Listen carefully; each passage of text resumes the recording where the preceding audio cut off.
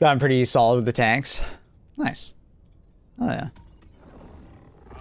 Yeah, I do find the AA tank to be very shit. I don't know, maybe I'm just using the wrong equipment on it, but every time I jump into the AA tank, I'm like, why does this thing exist? It's not very good at dealing with infantry, it's not great at dealing with vehicles, and then air vehicle wise, it feels like it's only designed to bully like the attack chopper, the little bird, and the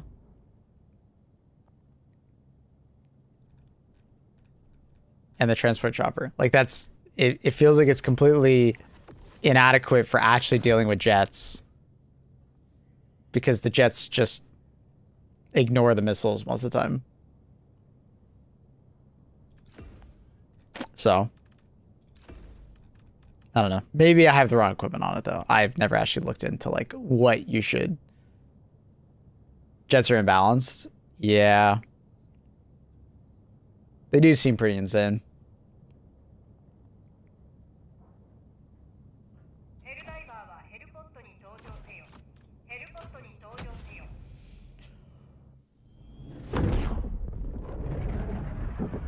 Good day, Cesar. How are you?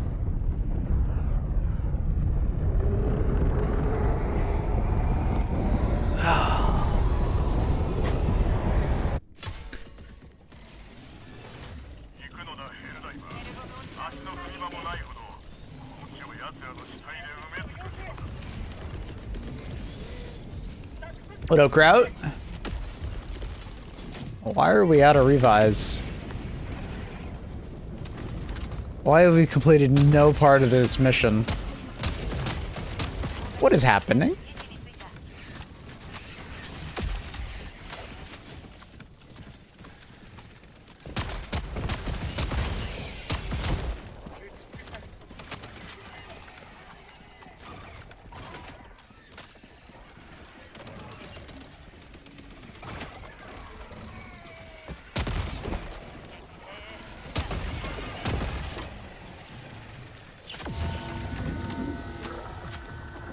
$25 minutes.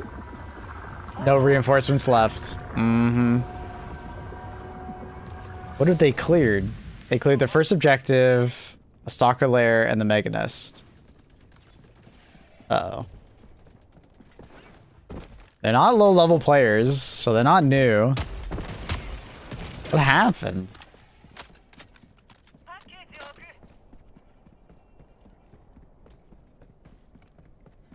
There's a story to be told here, but I don't know it.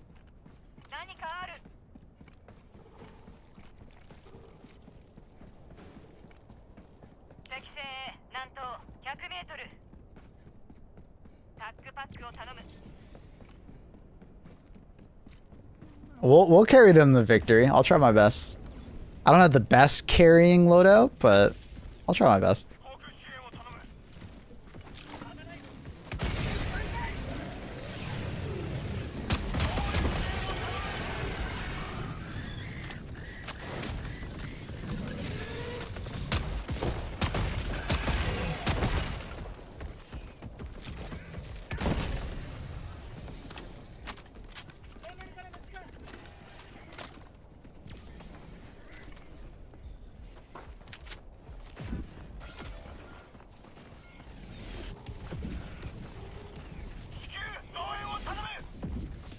You got this. That's mission mark SR and then literally just type out the song name.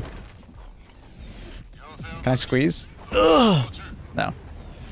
Okay, move away. Move away. Move away. Move away.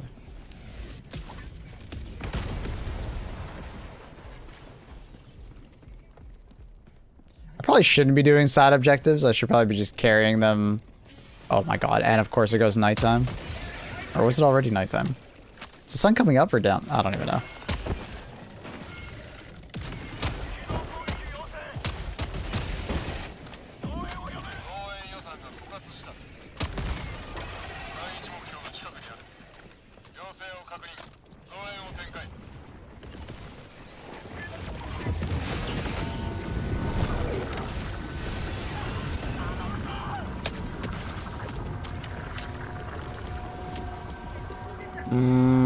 I should probably just go do the main objective.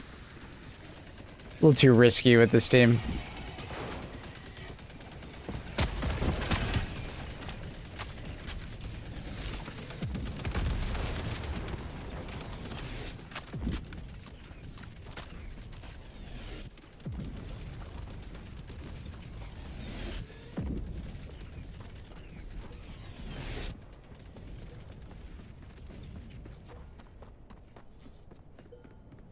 Tried the missile pistol.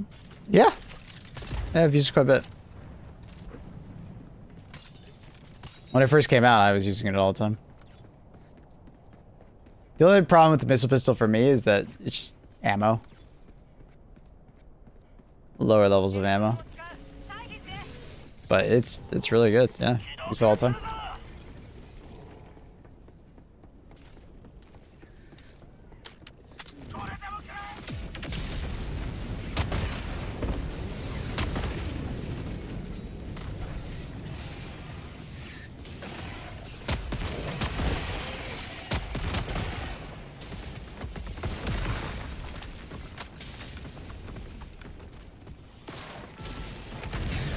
If we don't get a chainsword, I'm gonna lose it.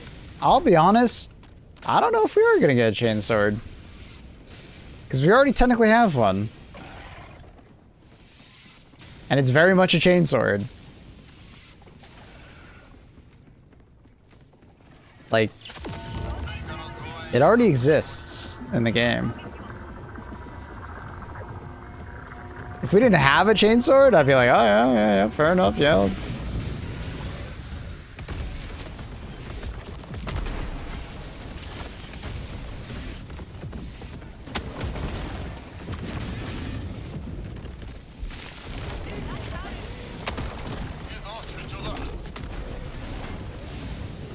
What the fuck happened to my strafing run? Hello?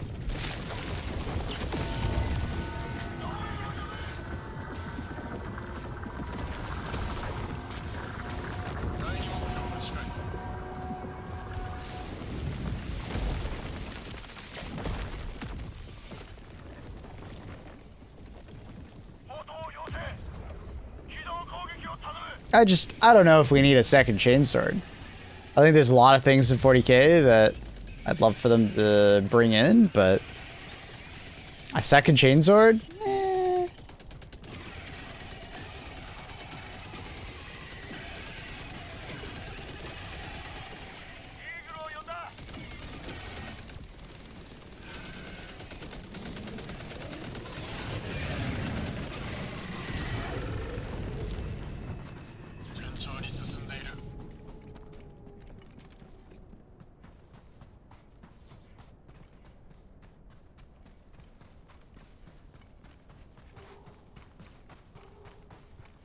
I don't want that shotgun thing they have as a support weapon.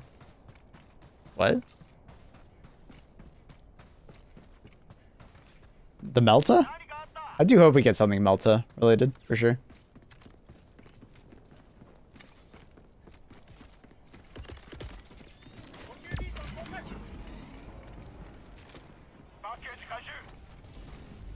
That'd be too OP. It'd be fine. Make it a support weapon.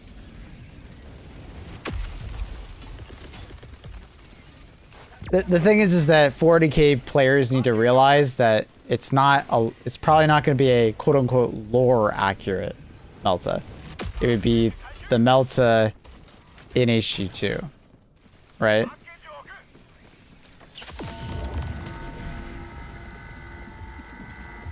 Even if it was anti-tank, it'd be fine. 2 OP in a PvE game is crazy? No, it's not. Any reasonable person that has played a PvE game would know that there is such thing as 2 OP. What? It's crazy to assume that you can't have 2 OP in a PvE game. It removes the interesting decisions in a PvE game. Because a PvE game should be about interesting decisions made, especially in a loadout. But if your decisions stop being interesting because something becomes too obvious of an answer, you know? That's what video games are. Video games are friction and interesting options. Interesting decisions.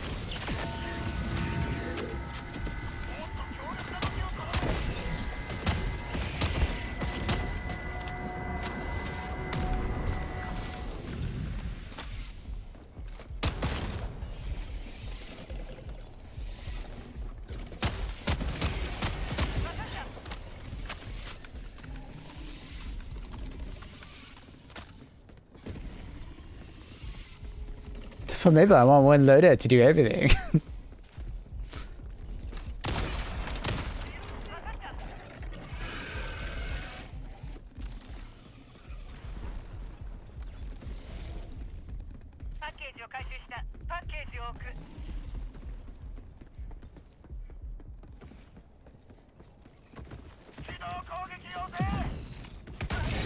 Is the escalator different to the regular grenade launcher? The regular grenade launcher doesn't have any CC to it.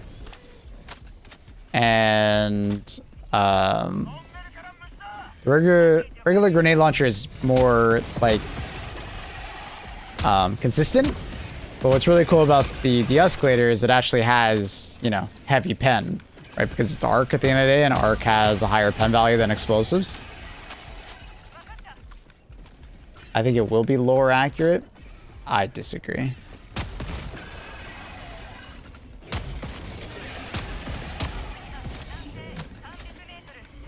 I'm sure it'll be lore accurate as far as appearance and what it does and so on and so forth, but as far as a power scale, I highly doubt that. If they add something like a Melta.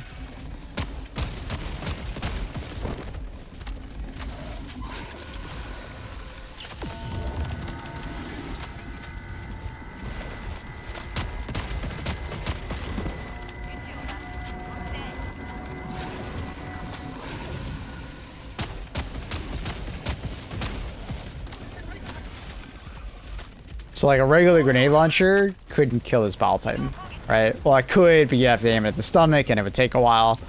But the de-escalator, I could just aim at the head and kill it. Why is there so many fucking, I don't know. Wait, why are there so many Bile Titans? I was gonna say maybe that Bile Titan nest, but I killed it.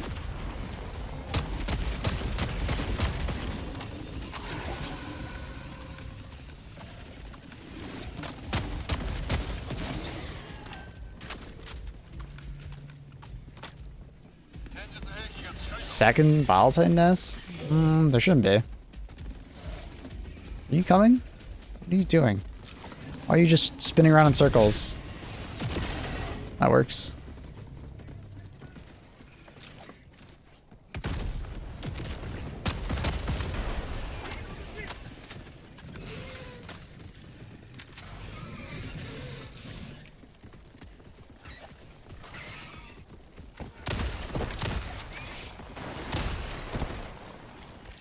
The escalator is also a reload simulator.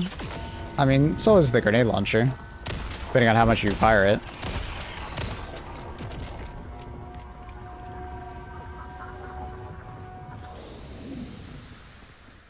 But it's rounds reloaded, so it's more efficient that way.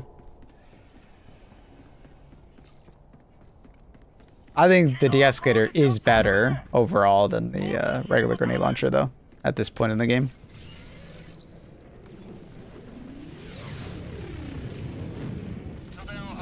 They're from the Mega Nest? No, there was a Heavy Nest to the north that had a Bile Titan spawner. But I killed it really fast, so it must have been from a bug breach that maybe the team didn't clear. Because there was a bug breach to the west.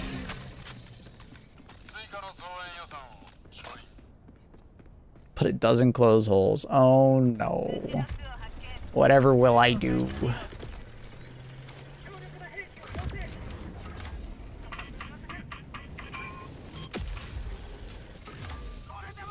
Well fed the best. I wish I could agree with you. I do wish that. Yeah, the fact that it doesn't kill you with splash is a hidden benefit at the moment. I'm sure they'll eventually fix it, but in the meantime, it's pretty easy to use. Like, I'm not even gonna risk it and shoot next to my teammate over there.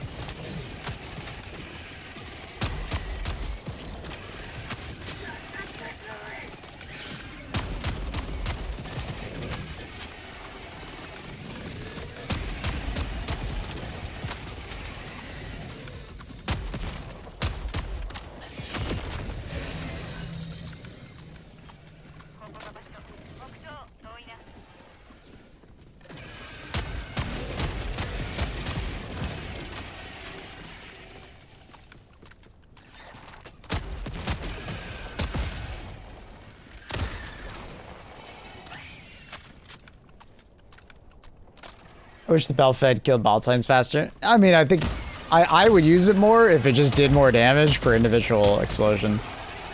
That's the feedback that I've given, is that like each individual shot of the Belfed just doesn't have nearly enough oomph. The fact that it doesn't like very reliably one-shot a hunter and the hunter will survive is just whack to me.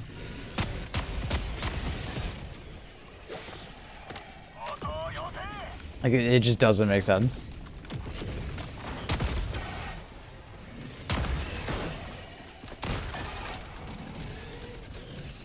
When we talk about sterilizers, the sterilizer is fun.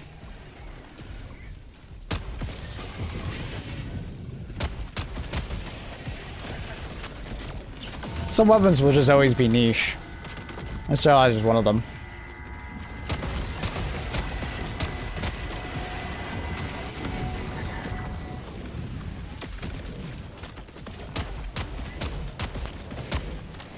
I would argue that the sterilizer is better than the Belfed overall. Against bugs.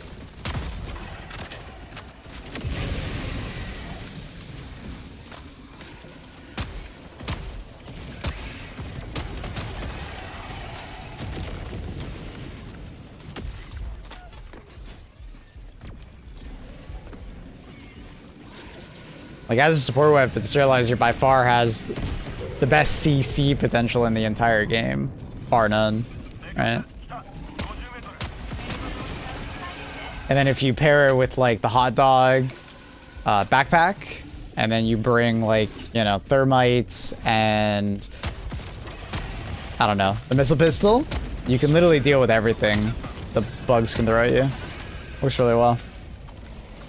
Sterilizer does quite well against the Illuminate as well. Less so against the mechs, but they're still affected by gas. You say the hot dog backpack? Yeah. It's really good. We can do that loadout next.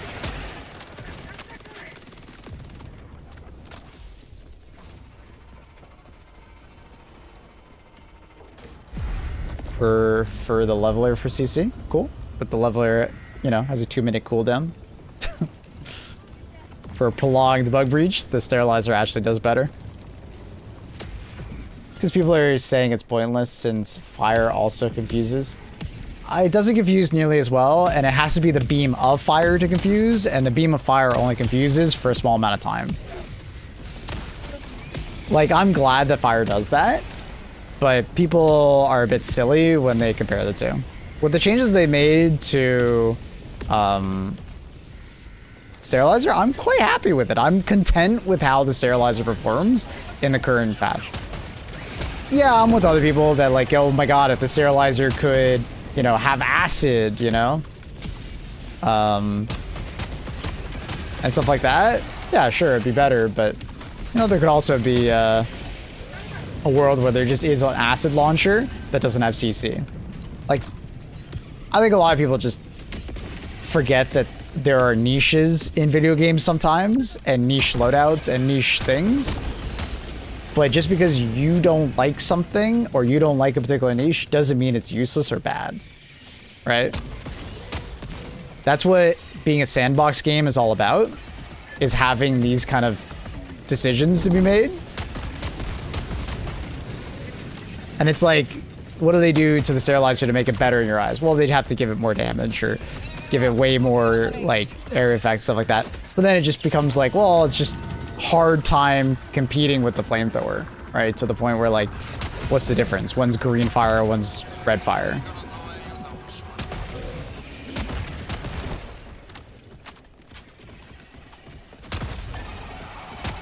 Once upon a time, I felt like the gas guard dog was just like a straight up upgrade over the sterilizer, but I don't think that way anymore. The sterilizer is definitely better at spreading gas to many enemies, whereas the gas guard dog is better at like smaller groups. Soul Salad is still so useless? What? No.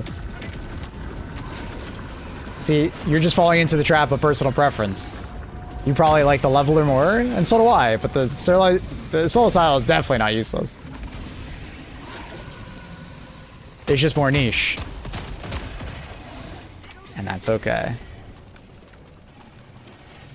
I'm a changed man. I used to be part of the medium pen or trash. Oh no. Well, welcome.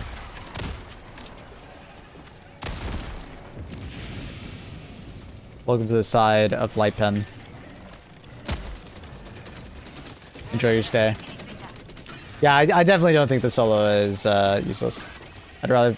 See, but the thing is that the rail cannon only has an effective range of like 50 meters. It's how far you could throw your stratagem.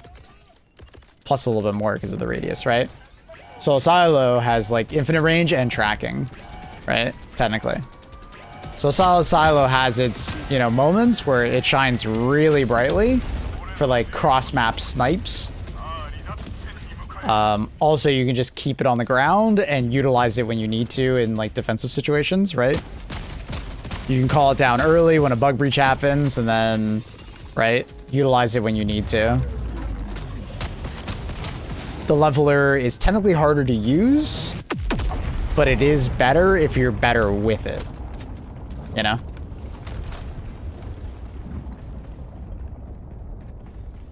Sterilizer has a 0.23 pick rate.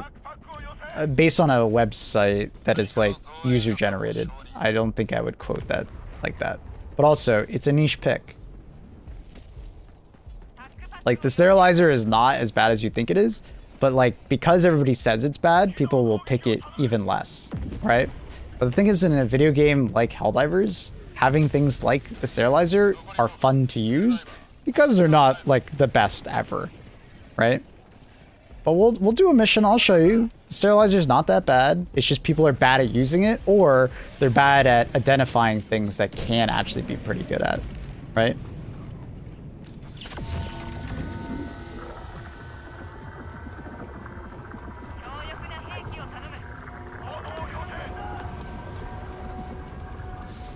Unfortunately, a lot of people play HC2 with more the mindset of like use the best thing.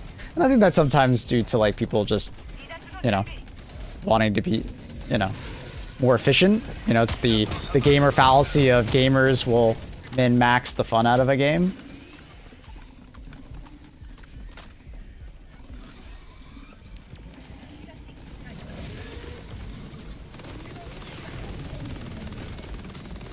But I really don't think there's anything wrong with the sterilizer in its current state. And I do find it, you know, funny when we start talking about pick rates and stuff like that. Because a lot of people used to complain about Arrowhead only balancing things based on something gets used too much.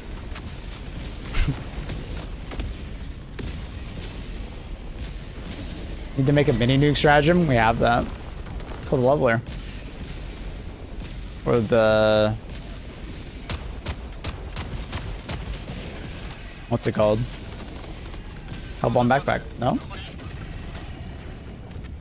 What's the new MO? Defend some bug plants.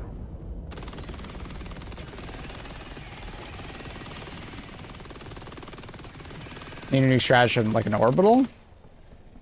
I think there was some kind of like... I can't remember if it was like stated publicly or not, but...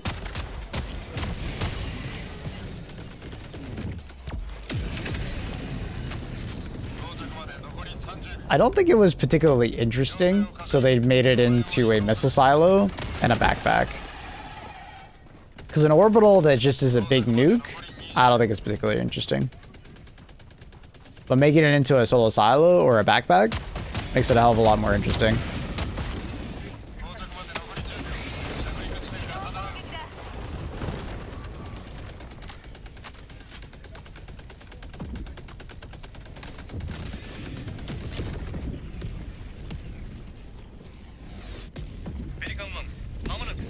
Spear is amazing. The spear is good. I don't know if I would say amazing.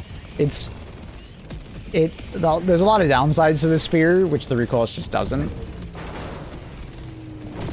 Spear's not like a bad weapon. It's very fun to use. And, you know, with Vox engines being nerfed so much, it has like a nice spot against them for sure.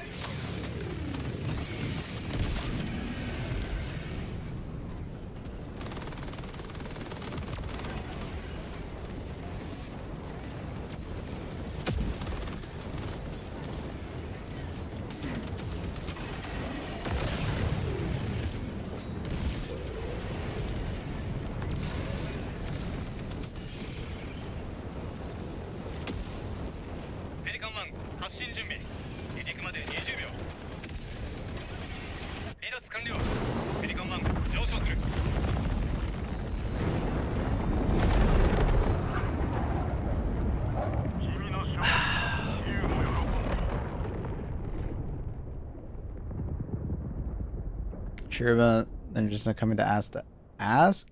No, I mean people absolutely are asking what the best things are. I see it with my tier list as well. They want to know what the best weapons are. It happens a lot. Rarely in Super Hero Dive do I see meta loadouts. I see them all the time. The thing is that the meta loadout situation is pretty broad in today's standard, just because, like the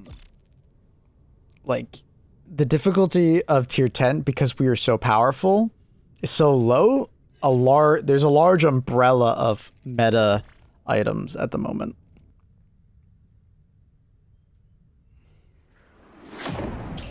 Why argue about meta stuff? Helldiver fans are crazy.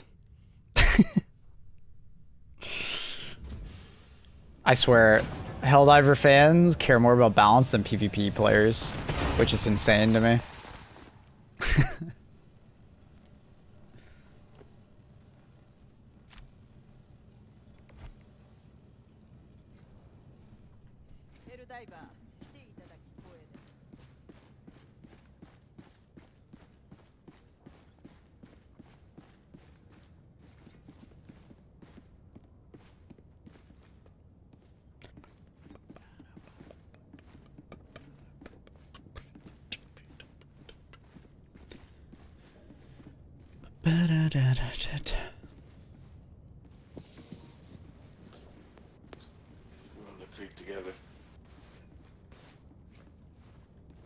Now that's my gripe with this game, is the damn unfreezing animation. Wait, really? You don't see it most of the time when you just leave a lobby and stuff like that. Or you like return to orbit, you're just like on your bridge.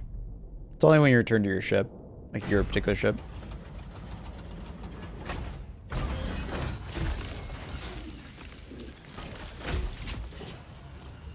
But it's there for most likely like acid streaming. It's a loading screen without being a loading screen.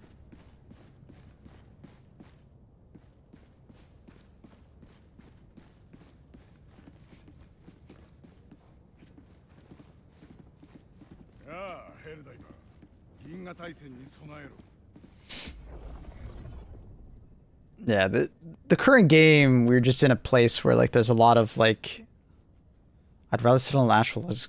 Why? Why do you hate the freeze pod so much?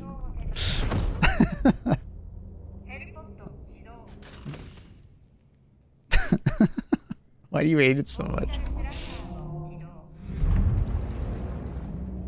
Alright, where is it? Pretty good mission for it.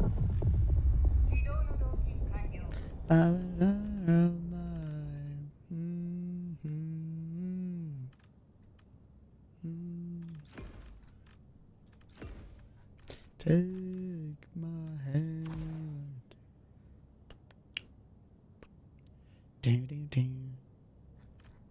Something like that.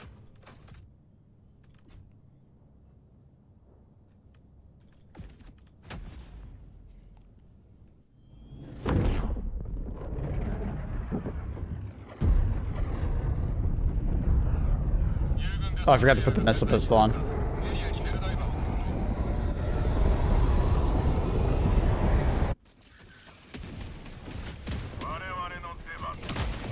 I can't see.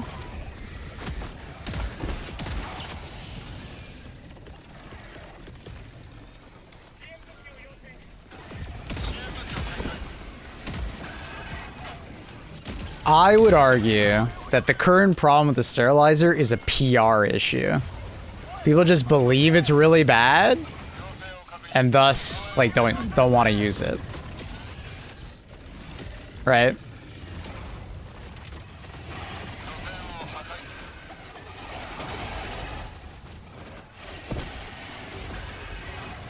But it's actually a pretty damn fun and cool weapon.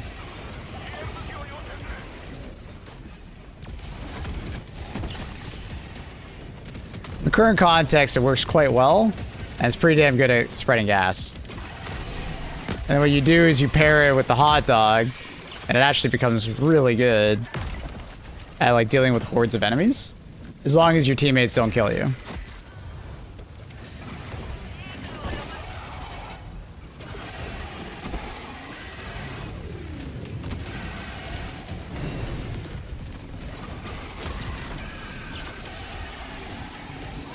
And because there's so many things that you can use nowadays to, like, deal with anti-tank, not having a support weapon that deals with anti-tank is, like, it's fine.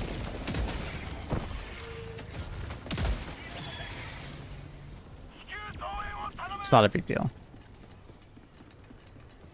Strong combo, yeah. You don't have to use the flame guard dog. You can use the laser guard dog as well. It also works well.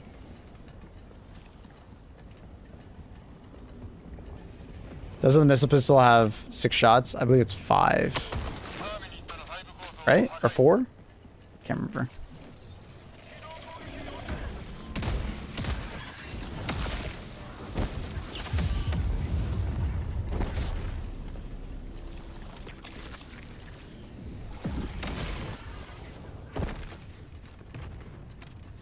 It's not like some OP combo or anything like that, but I do think the combo's fun.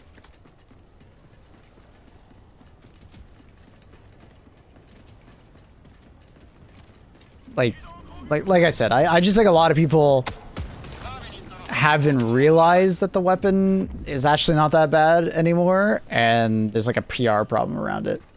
It's the same for like the scythe. The scythe has been in a really good spot for like the last like bunch of months, because it's really good at lighting enemies on fire and just being very consistent damage while being unlimited ammo. But people don't realize that. But it's arguably like one of the better primary weapons we have at the moment. But like, you see very few people use it. And it's just a PR problem. Because statistically, like, on paper, it's really fucking strong. So just because something has a lower use rate doesn't mean that it's, like, justified. You know? There could be outside issues with why something is used more or less. And Sterilizer has just been in a weird spot for a very long time. So I think that also contributes to it. Laser cannon has the same problem? Less so. I feel like a lot of people appreciate the laser cannon personally.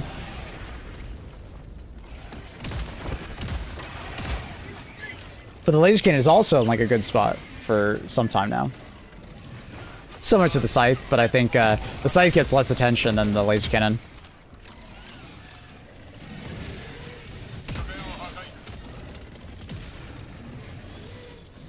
Giant loaf on my screen, damn right.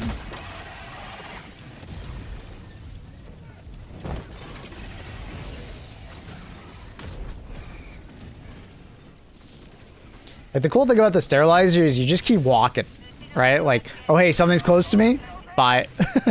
Like, you're just a walking CC machine.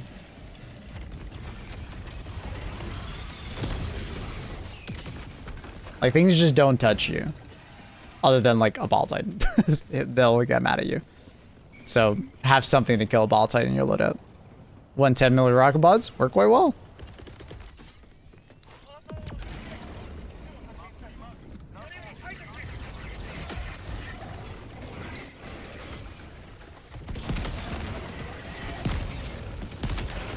Sterilizer is really good for like turret loadouts as well. So if you're trying to protect a bunch of turrets, really strong at doing that.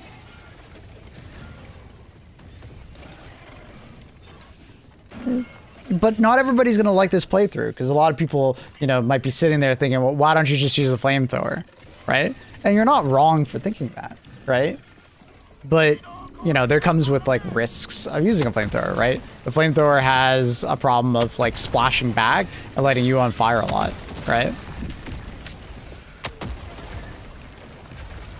Flamethrower does not have nearly as much CC as the sterilizer does. There is a big difference in CC. Right?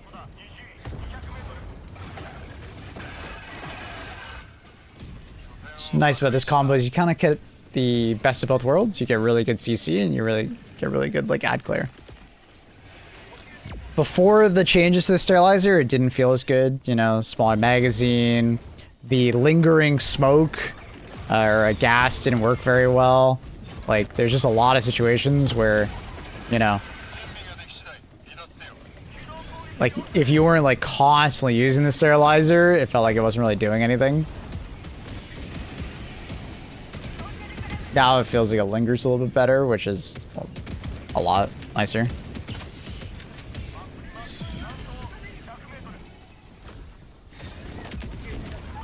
Supplies over there.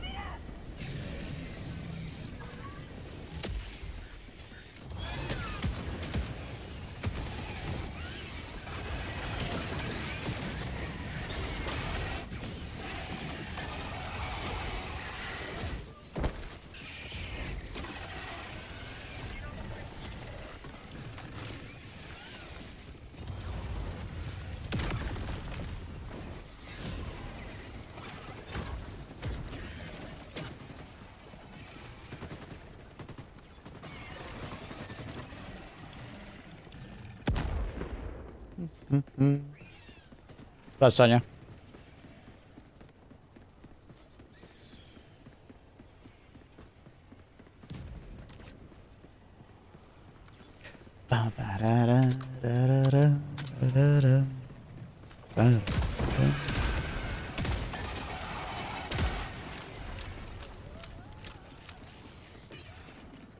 People are just set in their ways. Well, I also think people like to just complain, so. Sterilizer will probably never meet their expectations.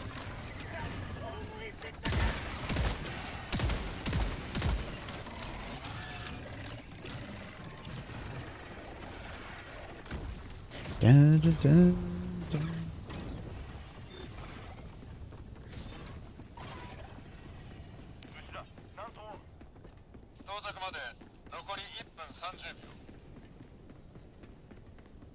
I do hope we get a acid launcher at some point when they add that to weapons.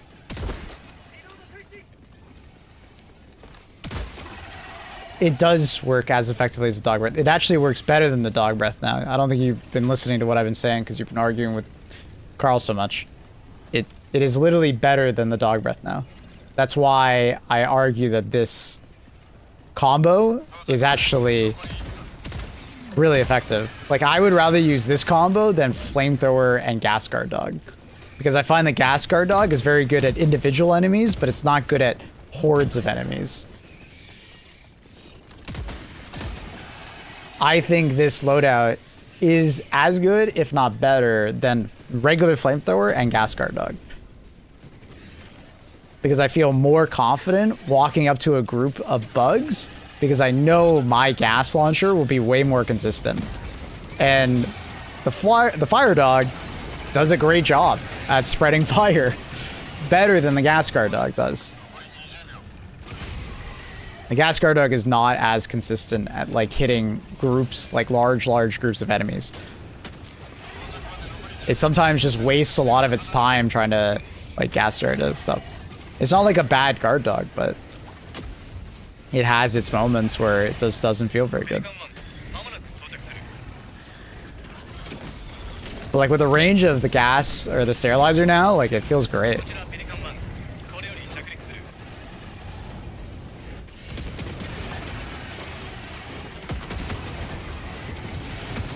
Like having one person do what I'm doing with the sterilizer, his bugs just go AFK. Just a little tap of the gas every once in a while on the stairs. It's like reaching all the way down there.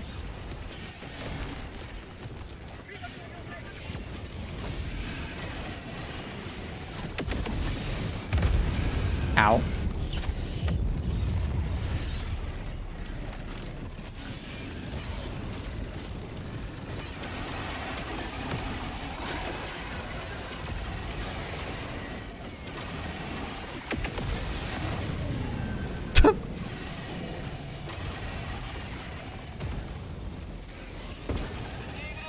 If we were talking about game balance like 2 years ago, the sterilizer wouldn't fit as well into the game because like a Bile Titan shows up. What do you do against a Bile Titan? Why don't you just have a flamethrower to kill the Bile Titan, right? That's a lot of the arguments that people have against the sterilizer. But nowadays we have so many alternative ways to kill a Bile Titan rather than just your support weapon, you know, that it's fine. Right? Missile pistol, ultimatum, 110mm rocket pods, 500 kg, orbital precision, right? We have so many ways to just thwart. Oh my god, there's 4 stalker layers. Jesus. It's not a big deal. You can take the sterilizer and it does really well against so many things. Solid. It's a solid pick. I just think it's a PR thing. I think if people realize that it wasn't as bad as people make it out to be, I think people would use it more. You did do the loadout. Oh, you didn't have to give me a prime for that. I appreciate it though. Thank you. I just like main thesis. People are overreacting, and I think the sterilizer is better than they make it out to be. I think the only faction I just would not recommend the sterilizer for is bots, and that's just because like it's the same reason I wouldn't recommend the flamethrower for bots. It's just, it's a range issue, right? You have a stratagem that only really works in like inside of like 25 meters. It's just really hard to make work. You can force it and the gas will do pretty damn well, but you're better off like using something with more range. Oh, a day, medium pen, 3 burst AR. Make the air go not great, but like 3 burst. Okay, I see where you're coming from. Kind of like the tenderizer burst fire, but like you want it like medium.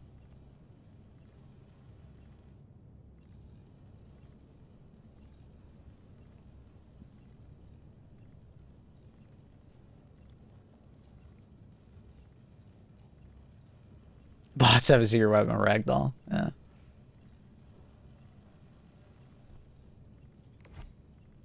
It's like very respectable kills, you know. I wasn't actually trying to kill farm or anything like that, but you know, it works. It works.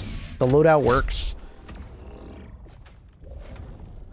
It's not a terrible one, but like now, what I could do is I could do the opposite, right? I think the gas guard dog is a little more AFK because obviously you could just run around and it will gas things for you.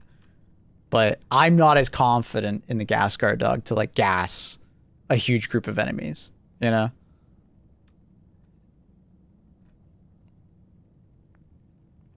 Like so much so that I feel like I would kind of need orbital gas to help me out.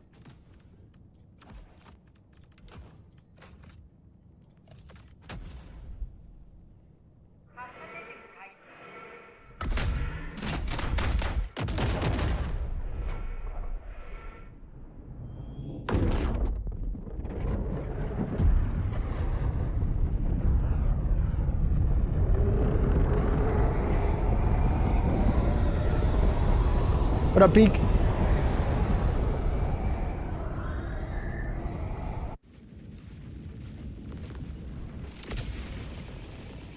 Guys, guard dogs insurance? Sure. Yeah. Get those guys that are sneaking up on you for sure. Oh, I definitely see the value. Especially for like, you know, a newer player and stuff like that.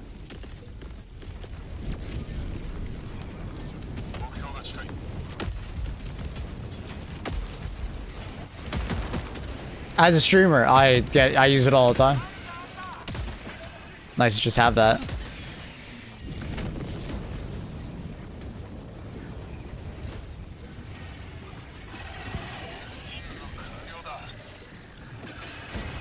Sometimes I'm yapping so much, not paying attention to the screen, it's nice to have a gas guard dog.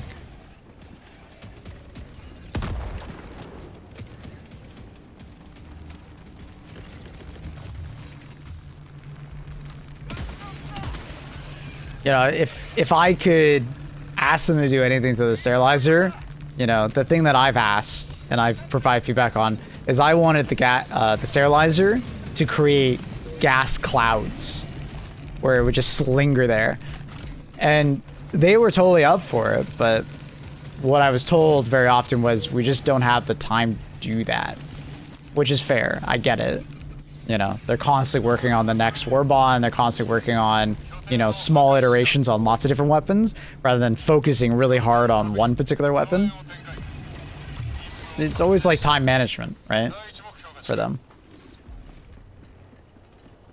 They would essentially have to like redesign the sterilizer to give it lingering gas. And I mean, they've effectively kind of given it lingering gas with the slow plume going out. So it does do a better job, but and we're getting closer to what my dream was for the sterilizer, but alas.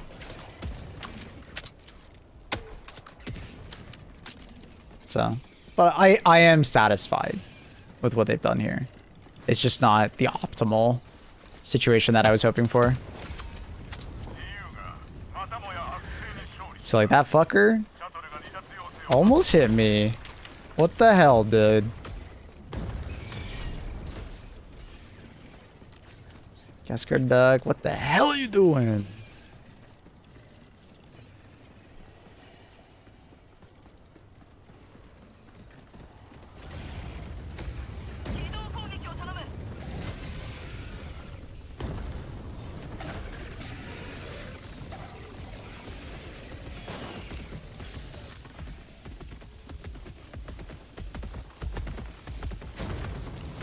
I love the charger changes, man. Charger's like tracking was so dumb for so long.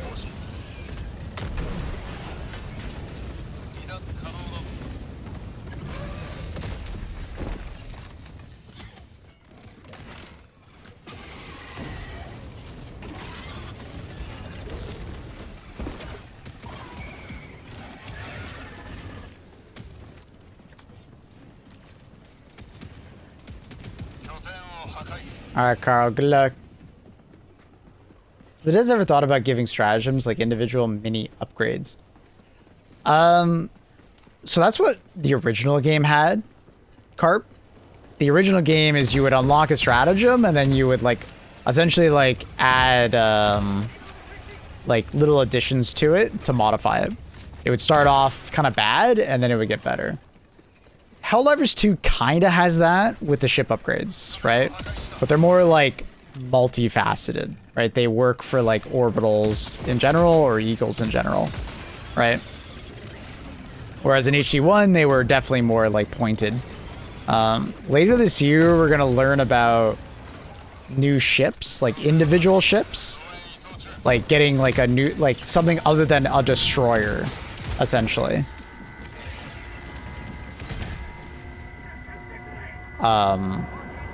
And the theory is that that ship may have individual ship upgrades on it that focus fire on certain things. Like, let's say if we get a battle cruiser, more of the ship upgrades will be focused on orbitals and maybe individual orbitals rather than a blanket approach on all things. So maybe that battlecruiser will be worse at turrets and eagles, but it'll be better at orbitals.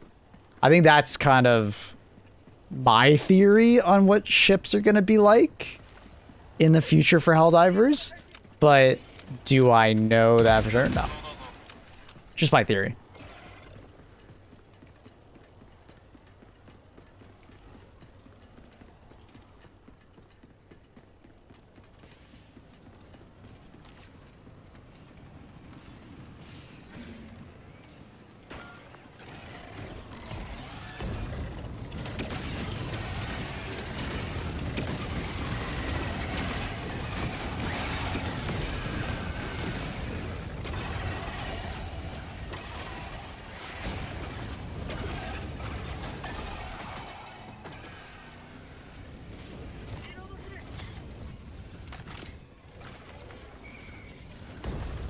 Need the ability to adjust scopes, lasers, flashlights on weapon stratagems are possible. That'd be really cool.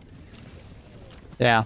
Like railgun being able to add like a different type of scope or stuff like that. Individual customization like that would be neat.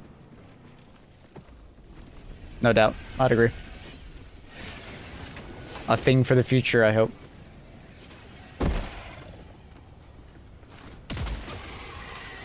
I think a lot of these things will just be added over time.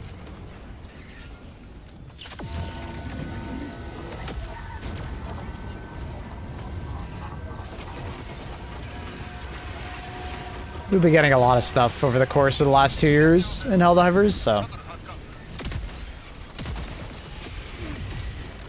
I could absolutely see it. You know, where this game is going to be in like 2 or 3 years could be insane.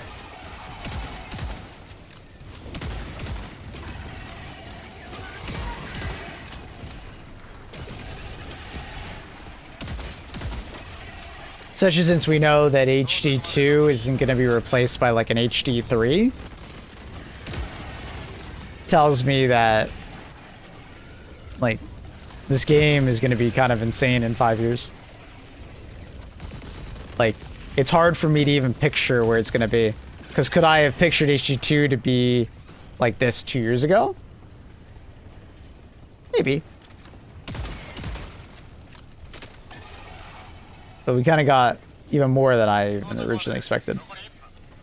Especially in 2 years. The Helldivers movie success will be the pinnacle point for the game's future. Didn't Jason Momoa back out? So it's kind of like in some weird spot right now? Hi, Didi. Good to see you, buddy.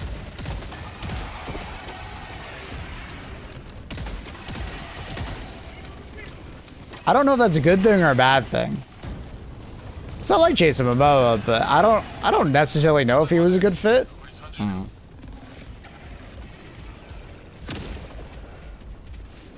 HD2 took 9 years to develop.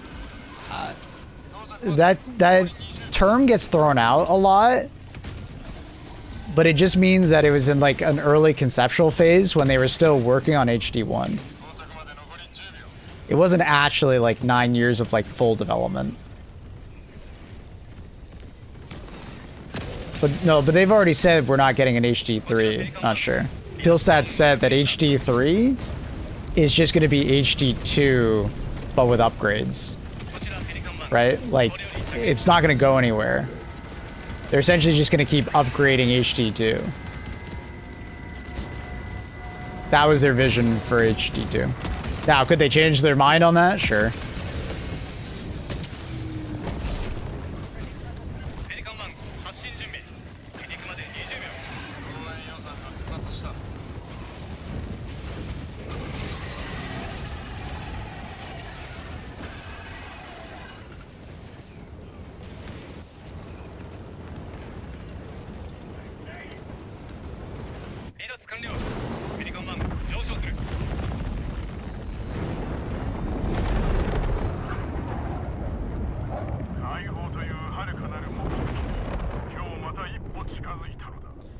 I'm forgetting the direct quote from Pillstat, but it was the vision of HD2 or HD3 is just HD2, just adding more to it.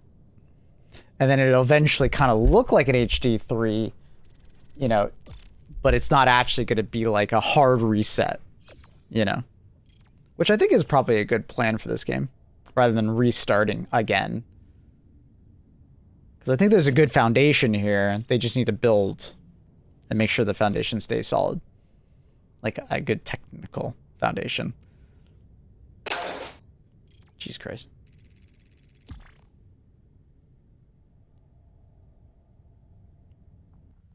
I don't think like HD2 could like live on for like 10 years because I think eventually, you know, bigger and better engines will eventually come around.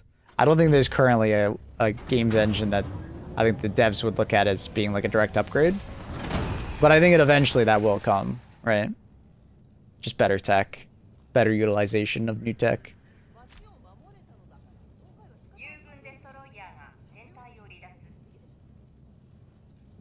You guys see the new Star Wars Theory fan film?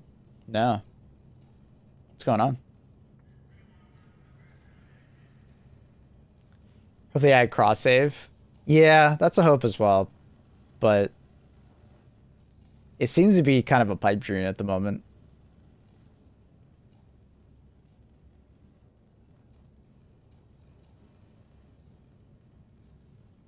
It's actually good. Carp then says stop rage bait, and then Accurate says it's so fire. I can't tell what's going on here. I trust both Accurate and Carp. I can't tell. I don't know. Fan films, yuck. Ew. I don't mind fan films. I'm just not a huge, like, I don't know. I wouldn't say yuck, but I'm also just not huge into them. I respect them, but like I feel like the only fan film I've ever like popped like, oh my god, that was awesome, was the Astartes one for Warhammer 40k. Like that's like the only time I've watched a fan film and I've been like, holy fuck, that's crazy. What did I just watch? Not necessarily true, not sure. Because think about a game engine that would necessarily be better than HD2 right now. Could you imagine HD2 on UE5? What engine would you say? Like I've had this conversation probably like 100 times, so I'm kind of prepared for this. Not sure, but every time I have this conversation, I challenge the person that says that to find a better engine that would work better than HD2. And usually they can't. Because they usually pick an engine that either isn't suited to this type of game, like crazy amounts of AI, or they pick like Swarm engine, and that game isn't suited for the open world environment. Like they tried to use it for, the fuck was that game with the zombies and cars? But like, it is not like it spawns more enemies than HD2. And it's not like the game runs much better. What they've done to the Stingray engine is, you know, pretty damn good. And I think it'll last. I'm just saying, like, eventually there's probably going to be an engine that utilizes the hardware of today better. But I think it's fine for now.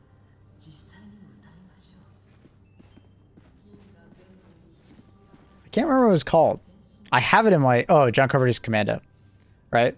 So this is using the Swarm engine, which is what Space Marines uses. But obviously it's open world now.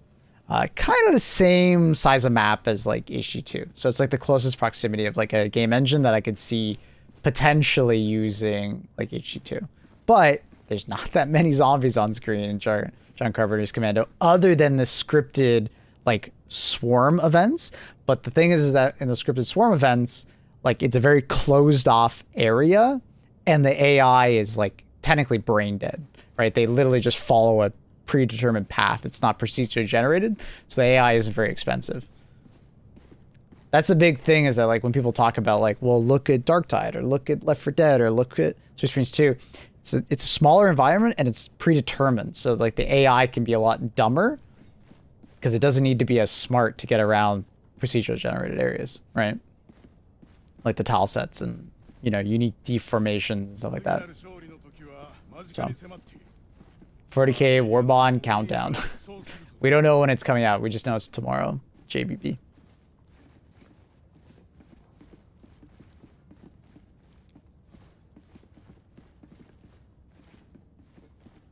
Because, like, outside of the Swarm engine, I have a hard time thinking of game engines that I think would handle the amount of AI and, you know, the tile set based format of the game and the crazy explosions better. I think they have purpose-built Stingray in this current iteration for what they need. It's not perfect, but I don't think any game engine is perfect. They all have their faults and the things that they don't do very well.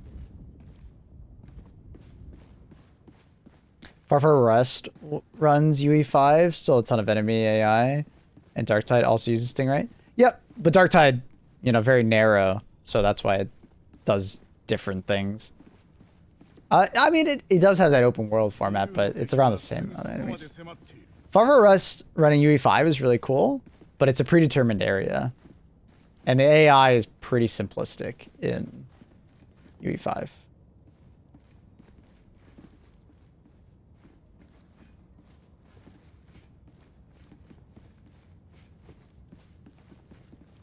It's also got that that Fortnite style, graphic style. So there's like it's a lot less demand to render while also being, yeah, I don't think there's any physics in Far Far West. So it's just a lot less taxing of a game. But I imagine if you added physics, you added more complex AI, and you like upgraded the graphic style of Far Far West, it would probably run worse than HD2 currently does. It's UE5 at the end of the day.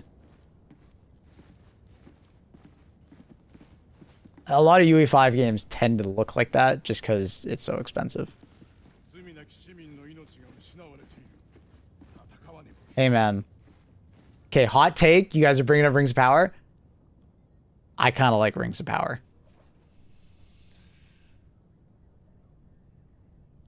Don't shoot, please. I kind of like Rings of Power. I know it's not like perfect or anything like that. I know it could be better, but I actually kind of like it. That last season with Sauron, like, oh, that was great. I think his acting was so spot on.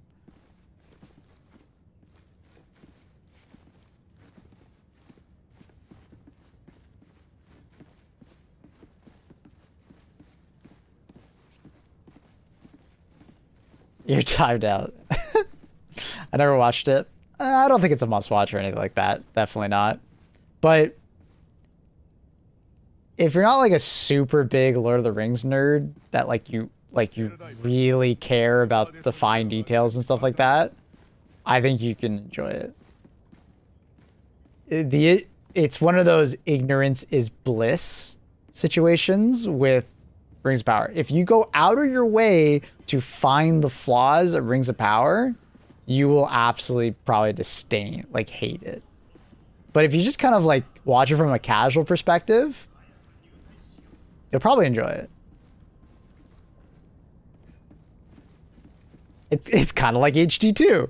If you go out of your way to find the faults in HD2, you will probably learn to hate HD2. You know? But if you just kind of play HD2 and just, you know, have fun with friends, you'll love the game. It's very easy to look up all the faults of HD2 and stack them onto a list. It's kind of the same way.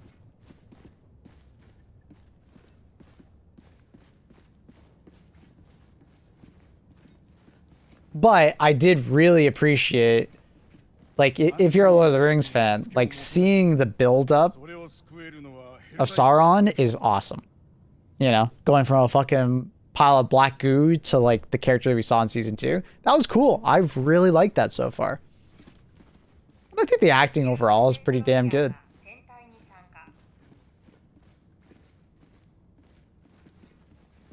I can never finish Rings of Power because I always fall asleep. You know what show that reminds me of when you say that? Wheel of Time. I tried to get into Wheel of Time, couldn't. I fall asleep every single time I put it on. I think it's because I'm not connected to it. Because I'm a Lord of the Rings fan, and I've watched all the Lord of the Rings movies, I'm just super interested. So I stay awake. But like Wheel of Time, I've never read any of the books. I didn't know anything about it. So every time I try to finish episode 2, season 1, I fall asleep. Like every time. So I just gave up eventually. Rings of Power is definitely not super action oriented. There's a lot of like, it's Lord of the Rings, so there's a lot of politics going on. And like human interaction or stuff. I love the Wheel of Time show. I read all the books. See, that's the difference, right? Like I have no connection to Wheel of Time, so I find it boring as fuck. So I couldn't finish it. But like Lord of the Rings, I'm a big Lord of the Rings nerd, and I kind of just turn my brain off and like don't think too hard about it, and I really like Rings of Power. I enjoy it. I enjoy the story that's going on. I enjoy the acting. I enjoy the set pieces, being in that world, you know, it's good. I don't think it's like some 8 out of 10 show though. I think, you know, Rings of Power is like a 7 out of 10 at best. I just don't hate it. You know, that's my point here. Is I don't hate the show. I thought Wheel of Time show was absolute garbage after reading the books. Oof. I mean, okay. The books are always going to be better because you've read it and you've applied your imagination to it, right? And also, they have way more length to put the story. It's a lot easier to put a story into a book rather than a TV show because there's limited runtime, right? You got to keep people interested in the show more often than not. Sometimes you got to skip over the boring parts that might be important to some people.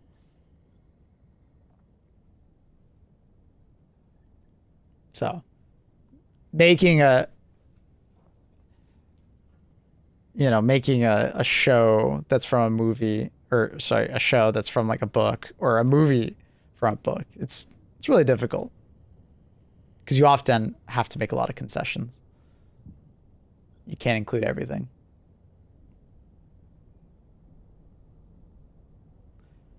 The show started out as garbage, but season 3, great adaptation. That's just rough, having to wait until season 3 before it's like good.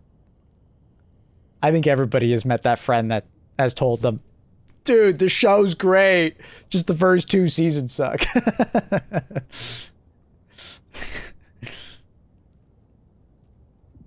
I've heard that many times before.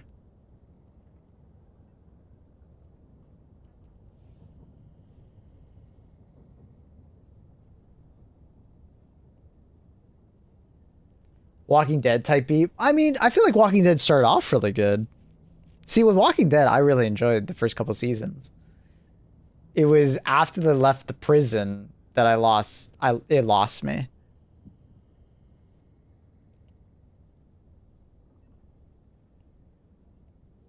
Me recommending anime to friends. Just give as the first season its peak. Yeah.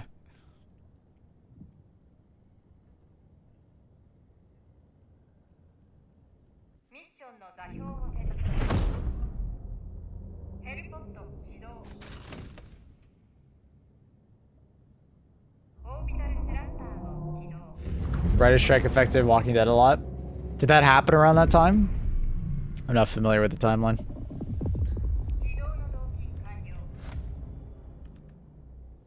I just remember liking Walking Dead when they were still in the prison. They were at the farmhouse, then the prison.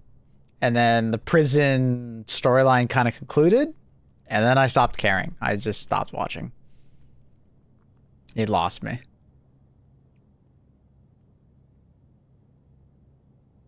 Final Fantasy 14's like that.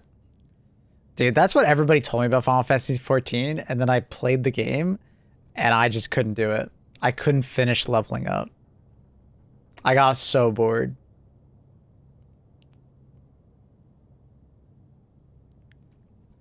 Yeah, I don't know. I'm a pretty big MMO player, but yeah, I don't know. Final Fantasy 14, I think it was more just like the story and the aesthetic I just didn't vibe with. I'm not a big like anime enjoyer, and I don't really play the Final Fantasy game. I've never played a Final Fantasy game, so I never got pulled in that way.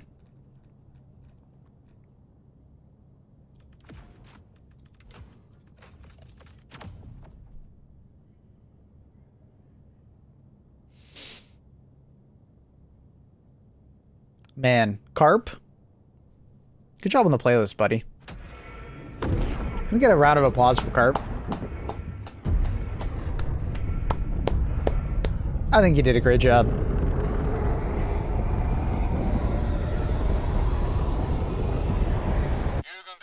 Thanks, Carp. It's been great, dude.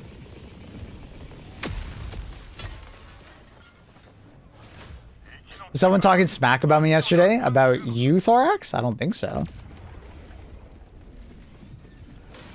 Was someone? I don't know. Maybe Trindle remembers?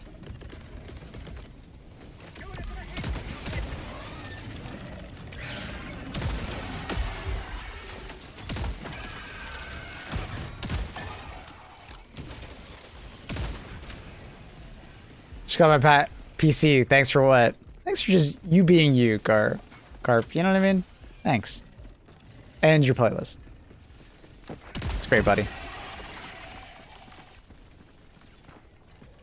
Is it bugs? UI bug? Yeah, UI bug.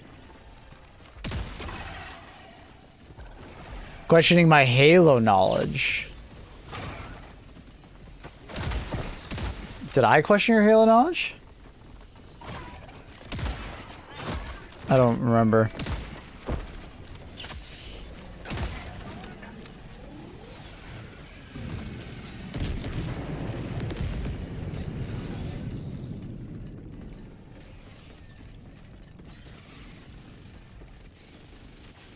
It's all good. No, wait, what happened? Did I actually question your knowledge? I don't remember this.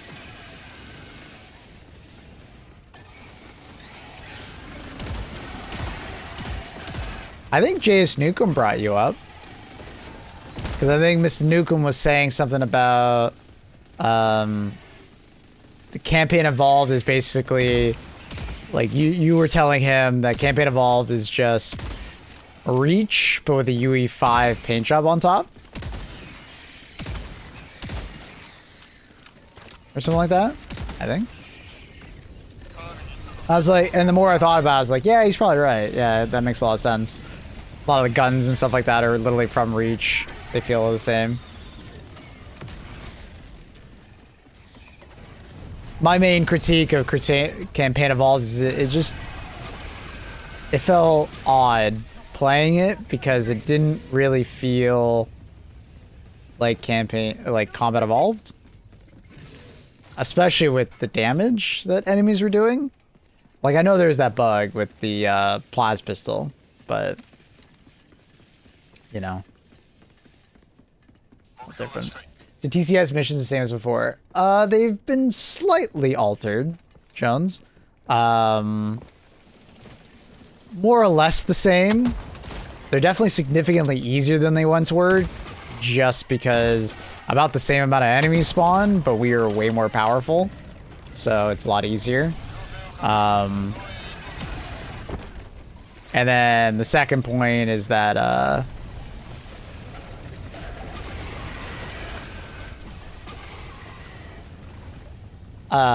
the end of the mission is like more anticlimactic. You know how you used to like have to fight a bunch of enemies to get out? Now, like, the enemies basically just stop spawning, and you essentially just, you know, call in your ship and you leave. It's kind of like the end of a defense mission. Same kind of vibe.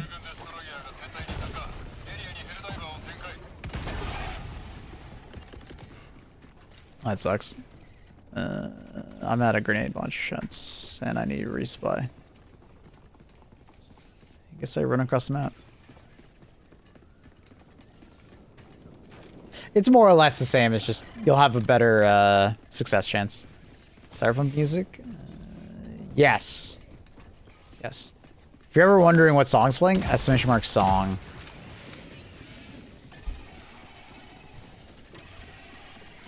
It'll tell you what's currently going on.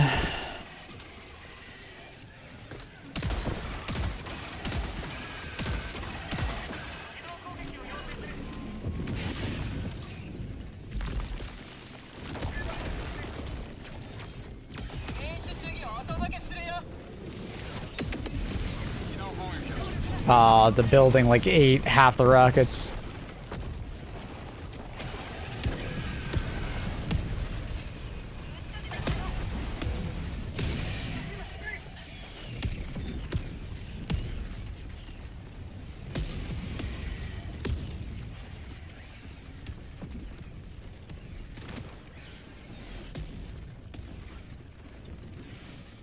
It's the most expensive mod, is that what you're trying to say, ever, is what it is. I mean, it's kind of, they're trying to do, I guess, somewhat similar to like what Oblivion Remaster was. Because Oblivion Remaster is kind of the same idea. Is that it's, you know, the base game of Oblivion, and then they just, like, put UE5 on top of it as a layer. With some alterations.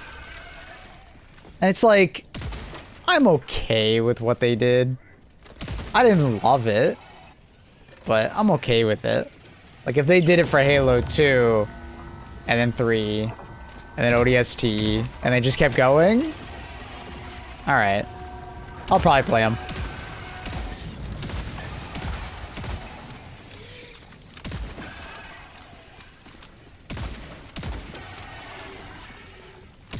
I'm not, like, enthusiastic about it, but I'm like, okay, fair enough. But I did, like, culminate with, like, so, because someone asked me, hey, should I buy it? And I was like, honestly, if you're on PC, just go get the Master Chief Collection and play through that. Yeah, the graphics aren't going to be as nice, but, like, you get so much more for the Master Chief Collection than you would buying that. Like, it's not even close. I have Game Pass, so I played it for free. Yeah, sure. Yeah. If you already have Game Pass, I mean, it makes sense. If you're on PlayStation, I kind of get buying it more often than not, just because, you know, at the end of the day, what am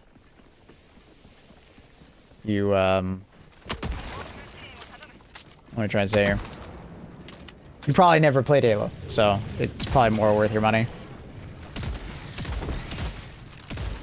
The 4-player co-op is a novelty, but I don't think it matters that much.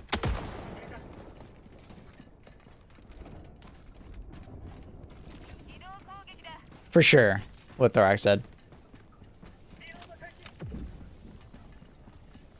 I'm glad I just waited till full release on Game Pass. Yeah, that's definitely the way to do it. It's not like a waste of time, but it's, I don't think it's worth a purchase.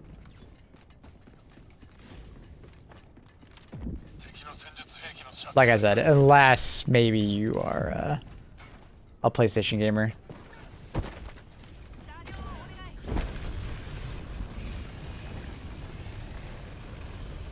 Honestly, I could see them doing, you know, them in order, Wahlberg, over the next couple years.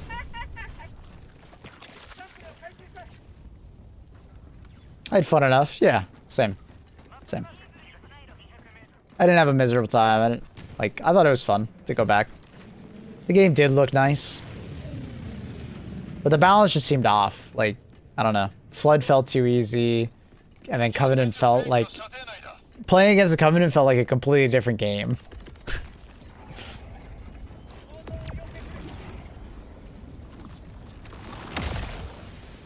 It's like playing on, like, Tier 5 Helldivers missions versus Tier 10. It's just super odd. It just felt so different.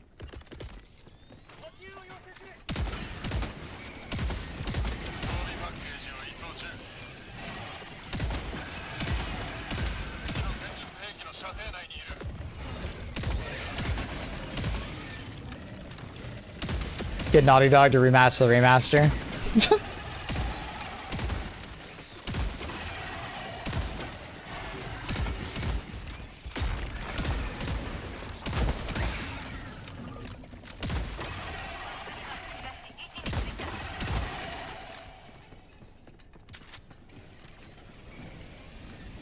Naughty Dog is still making that new game, right? That new space game with that lady with the big sword.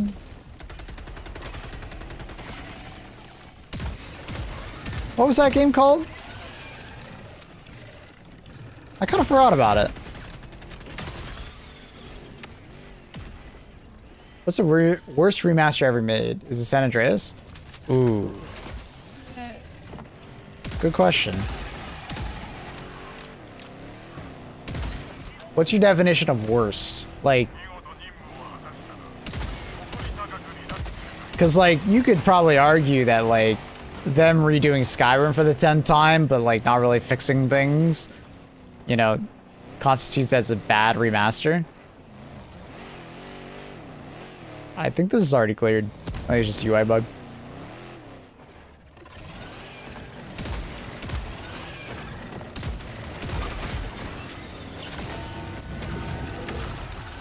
The bald lady? Yeah, I think she was bald.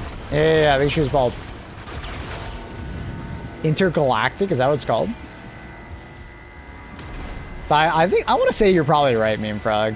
I think it's probably the GTA remasters that were just really bad.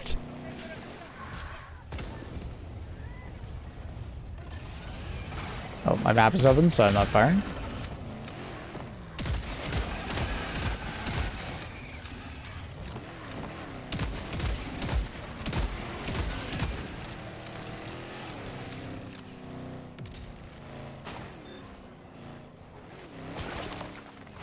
Baldi's Space Quest. Ah, that must be the name of it.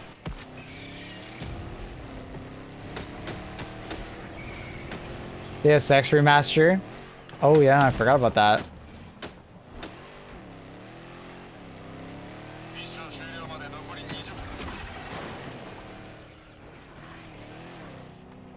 New latest game. Heard a rumor it may come out next year, but highly speculative.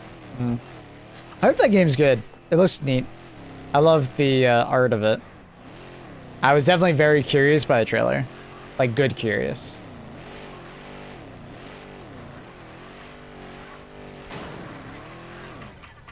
God of War remaster? Like the original God of Wars? Really? What up, ASN Prince Roy? Yo. Let's go.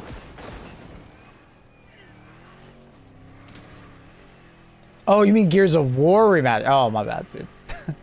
Yeah, I heard there was, it was rough. It was very rough.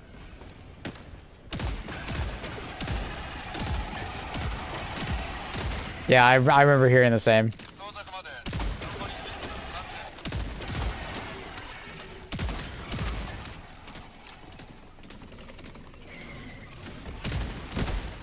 I never played it. I'm not a massive Gears of War fan.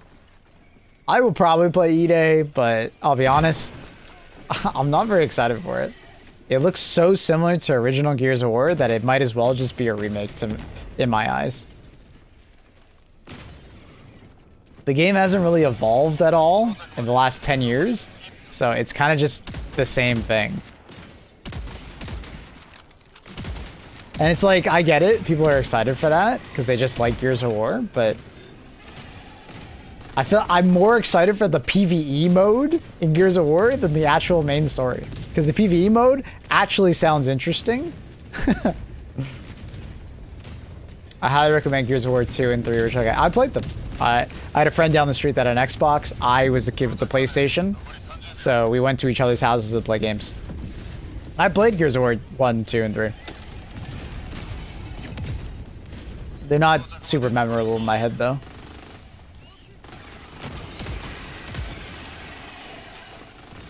Let's say you didn't really play any. Oh, sorry. I just say, like, I haven't really played that much. I should specify. Like, I played them. I just.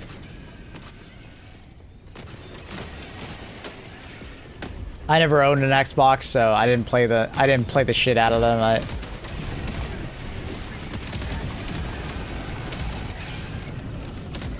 But me and the friend down the street, we went through the co-op. I much more enjoyed when I went over to his house and played Halo. Because I played all the Halo campaigns with him. That was fun.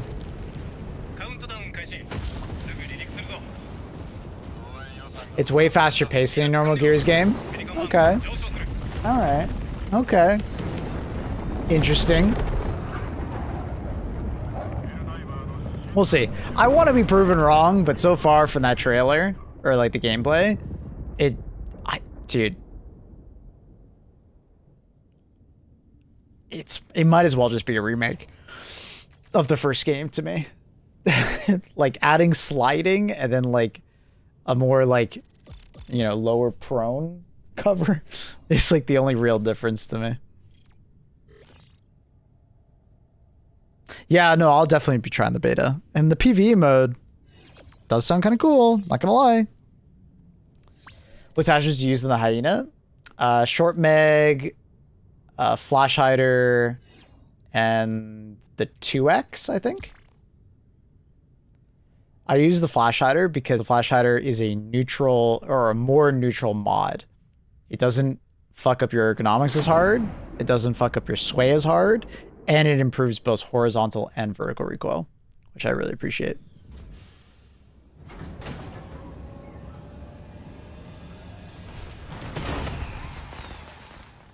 Speaking of beta, 1/4. Yeah, we'll see.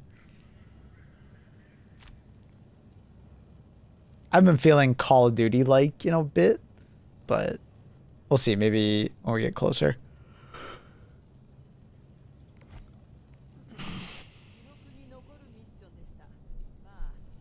Base ergo's not good? Yeah. I don't think you need a 4X on it, personally. I think the 2X does more than enough for you.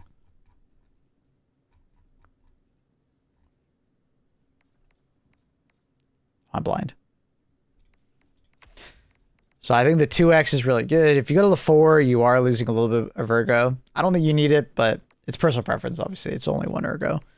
You do not need an underbarrel. Don't waste your time with it. And then I like the Flash Hider, but can you also just go no muzzle brake and get a little more ergo? Yeah. But getting less vertical is nice, personally, but you know, you could easily go for like no, sorry, I meant to click that one, not muzzle brake. You could definitely go for no attachment and just go like max ergo, but I do think the gun feels nice with a Flash Hider. It's my favorite of the group. Probably the most, you know, easy to use would probably be the muzzle brake, just because it makes it very linear and you just pull down. And then, as we talked about, like the short mag is just a game changer.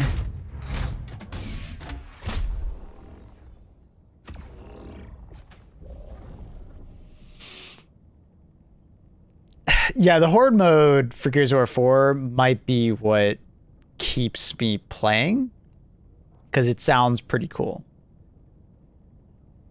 It sounds pretty neat. And if they can execute on what it sounds like, where it's like a city and a bunch of people are on the map. I don't remember how many they said, but like a bunch, like 12 players or something like that. They can keep the ad density pretty high and the classes and the progression is interesting. Yeah, I'll play that. That sounds really cool. But, you know, I need to see it to believe it.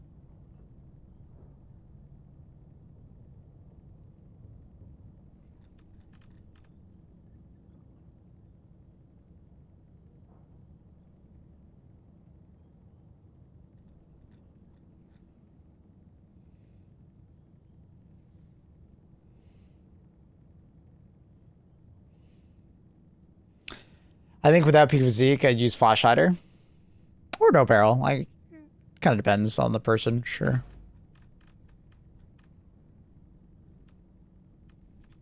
I don't think the recoil is that bad on the weapon that like no barrel was fine.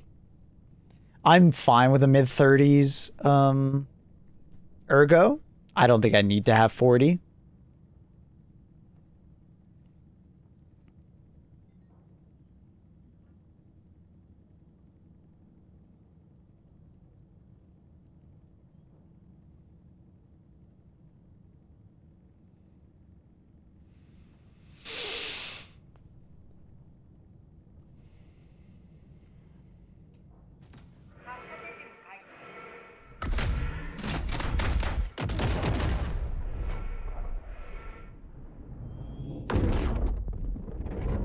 You can only go in as a 4-player squad, though, from the screenshots my buddy showed me, and unsure if it's just for, like, public match picking and not profit games. I find it very hard to believe that you can't just, like, go in with, like, a crazy amount of people. That'd be a missed opportunity, for sure.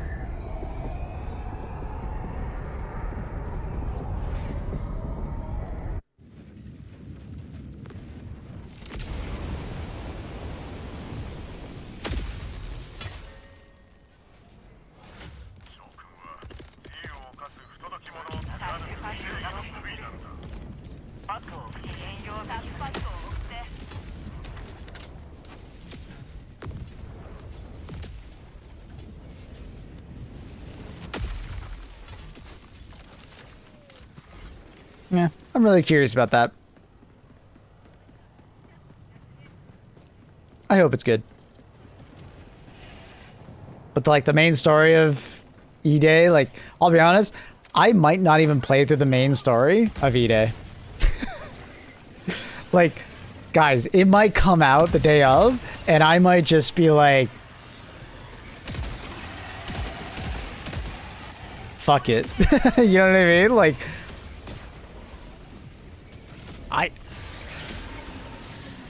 why do I care?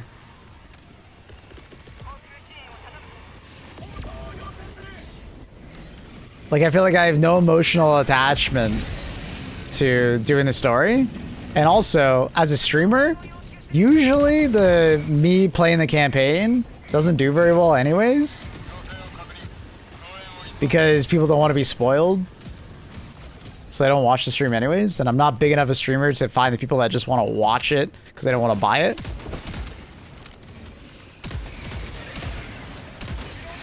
So viewership on like a popular campaign usually doesn't do that well. And hell, I don't even want to really play it, so fuck it, I'll just play the PvE mode. But watch you have to play the campaign in order to unlock it or something like that. That'd be kind of tilting, not gonna lie.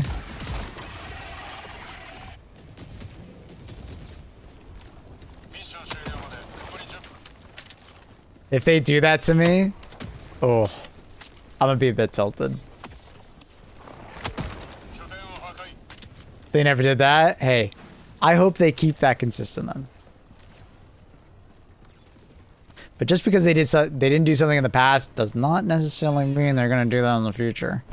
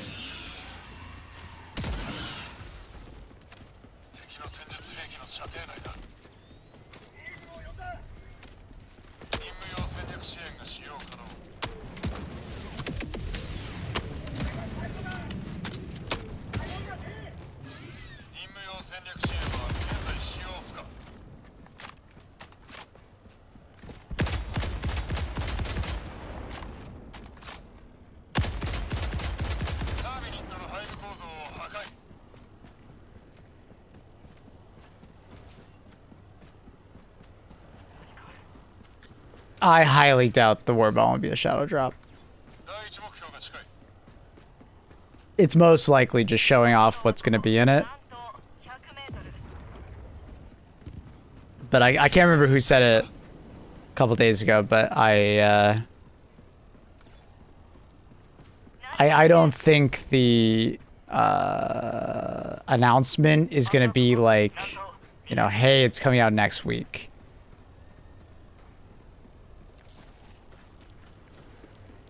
I don't know. I have this thing in my head where, you know, I think the WARBOND will probably release closer to like the end of the summer.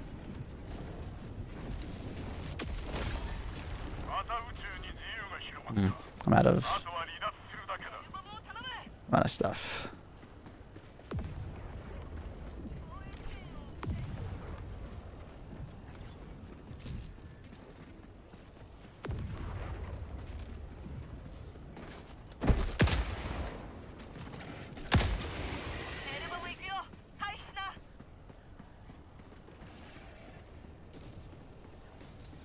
Will be tied to the Luminant Void stuff.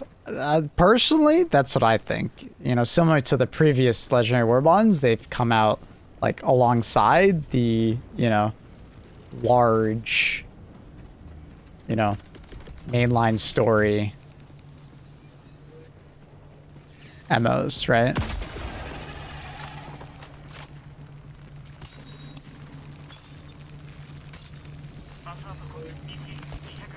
So we'll see.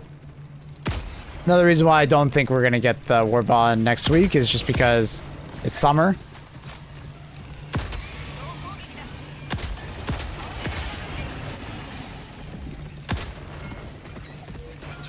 Arrowhead tends to do a lot of vacationing because they're Swedish in the summer.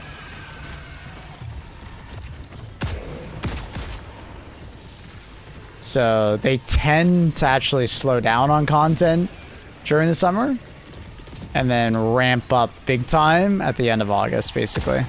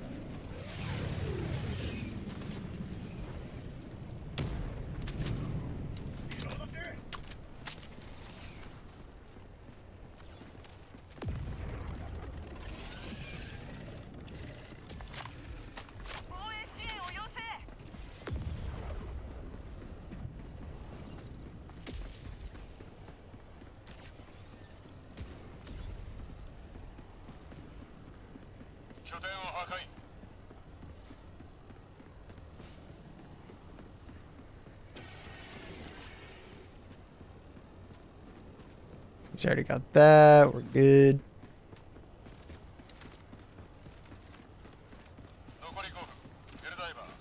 Just had a game with 3 randoms and team play.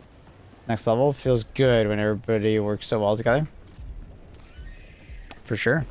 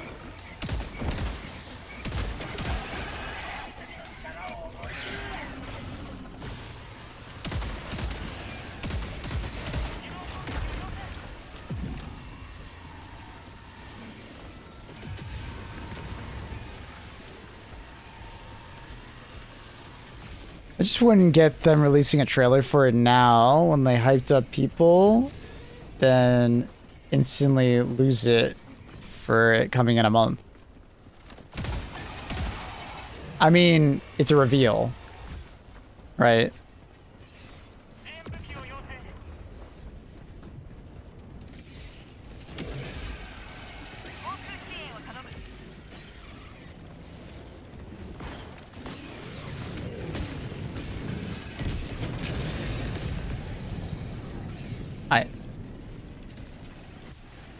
I mean, it's not like they said like it's a release trailer or anything like that. They just said it was a reveal.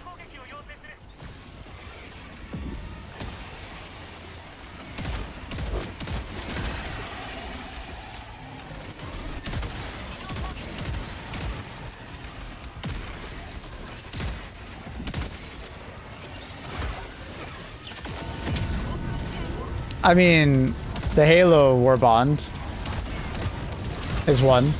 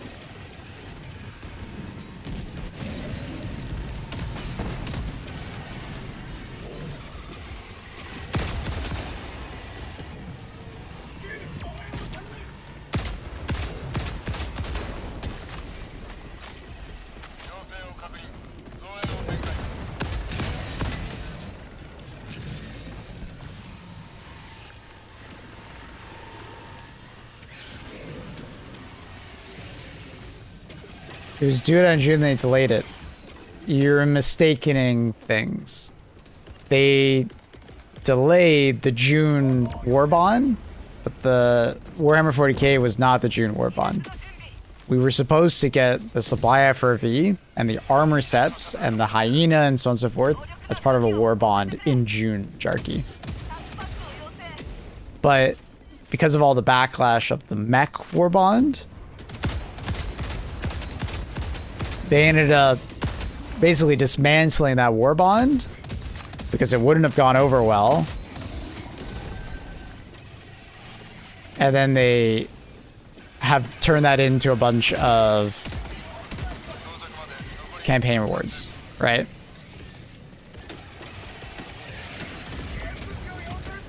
So that's what they said, hey, we're not releasing a June Warbond, right? It's delayed. The June Warbond that was supposed to come out is delayed.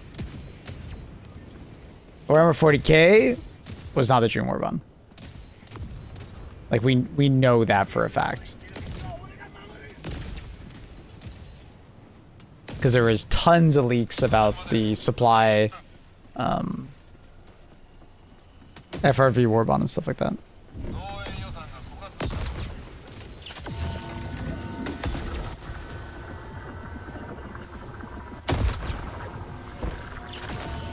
Halo was like 2 weeks. I want to say it was longer than that, but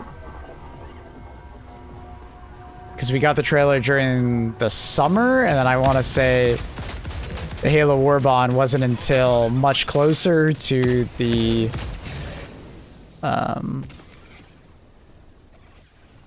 release of the Xbox Divers, because it was the same day as the Xbox Divers.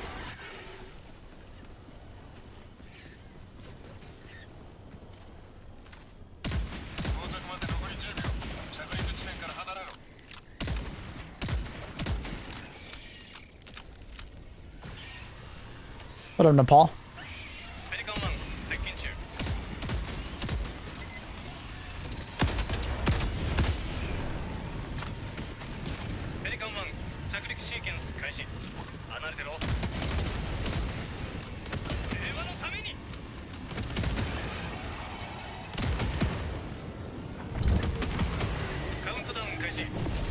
But they announced the delay of the June Warbond after the FRV stuff, no? Yes. Oh. How do I word this? Get in. How do I word this? But they had already scrapped the Warbond before that. I think they were seeing if they could get a Warbond together to meet the June requirement, but they didn't, so they changed their mind and just said, hey, there's no June Warbond. Does that make sense? Because after the supply FRV and all the drama of the mech, that was at the beginning of June. I think they thought, okay, maybe we can get a Warbond still out at the end of June. But I think they scrapped that idea. They changed their mind.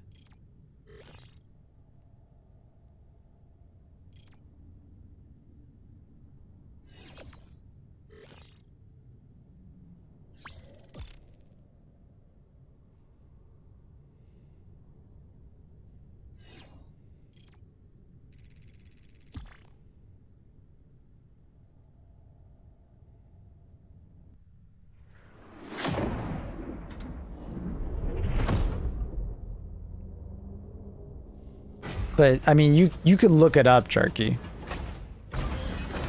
If you don't believe me, you can look it up.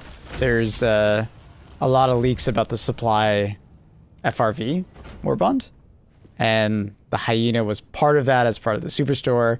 The armor that we're currently getting was part of the Superstore, tied to that. Both FRVs were in it. There's some more stuff that obviously we haven't seen yet, but I would suspect that it's probably going to be, you know, campaign rewards later down the line. They're essentially just giving us that Warbond that was supposed to come out in June, slowly over time, for free as long as you log in. More or less.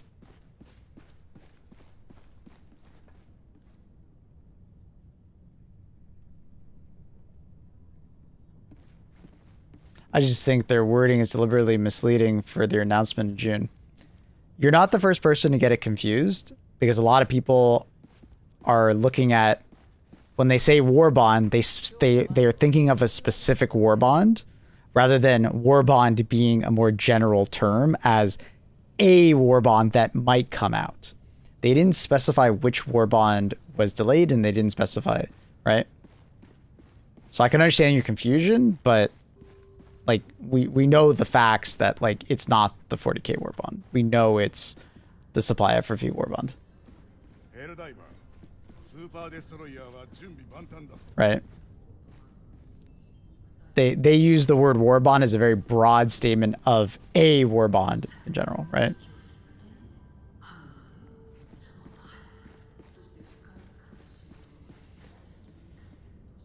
What up, Kikla?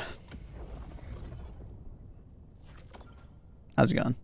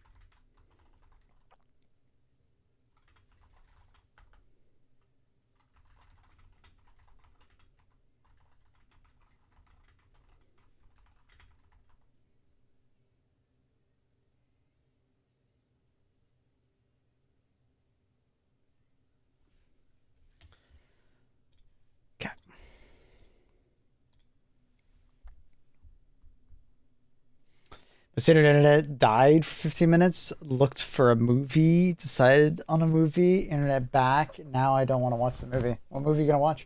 Is there any info on what kind of passive trait the new campaign armor reward was? If you look at the leaks, We should know. I don't remember what it was off the top of my head, I'll be honest. If someone remembers what it was, feel free to just say it. It's okay.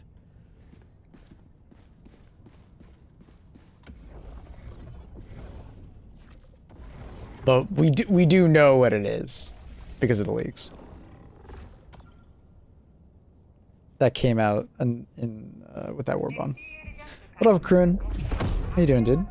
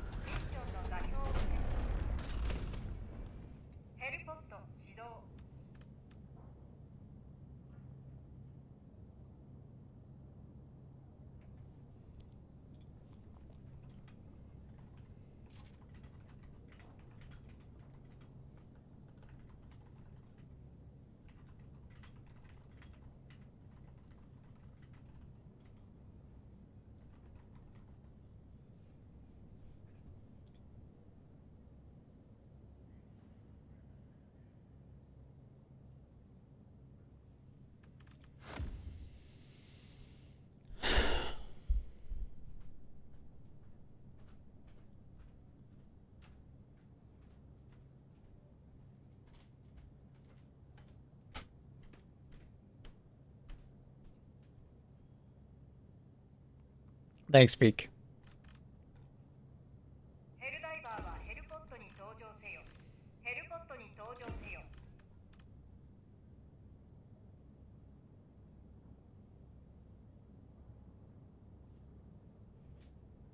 Super fun adventure at work yesterday. One of my security tools had some of the service disruption that it caused jobs run. During that time, to escape their parameters and try to quarantine every email and every inbox at the company. Damn.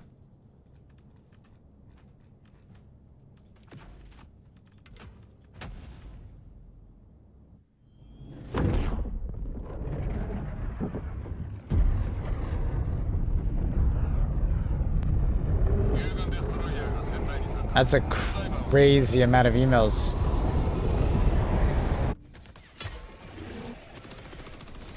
That must have been annoying.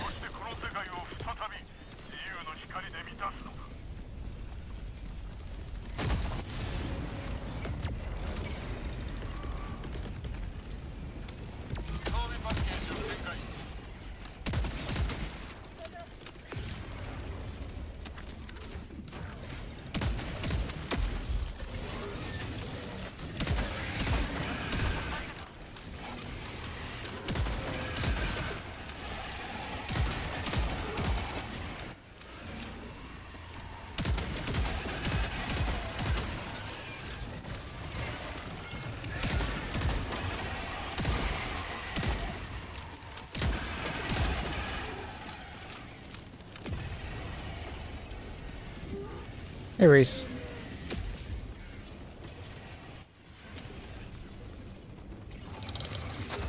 Oh.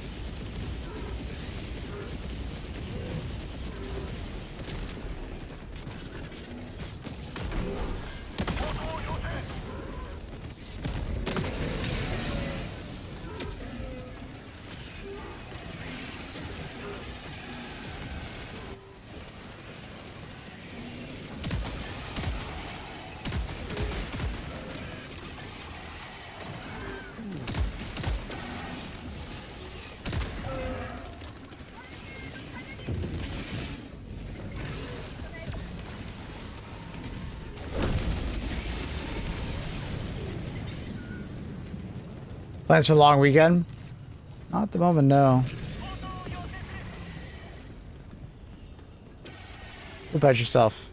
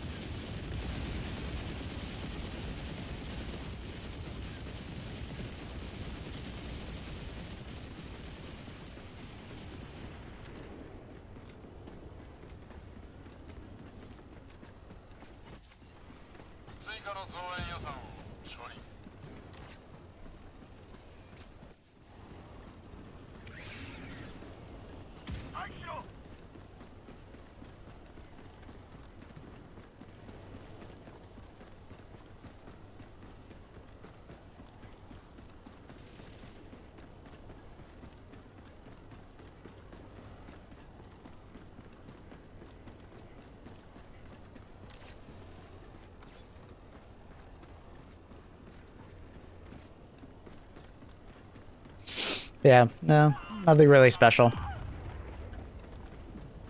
This fall, Hunter's release.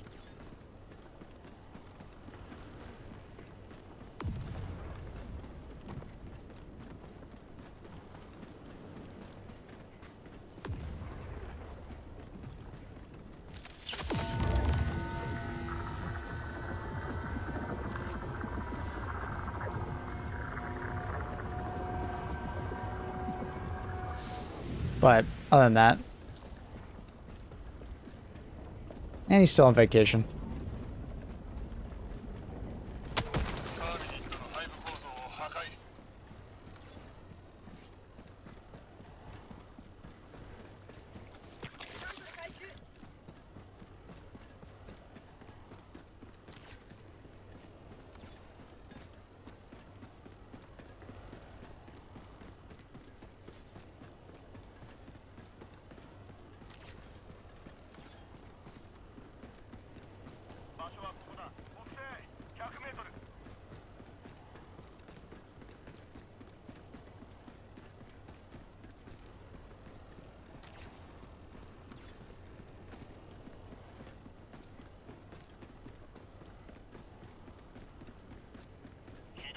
William Mine is doing a barbecue for his birthday, so doing that. And some shenanigans at Hyde Park on Sunday. Nice. Sounds like a nice long weekend. Hopefully the weather's good. What's the weather looking like this weekend?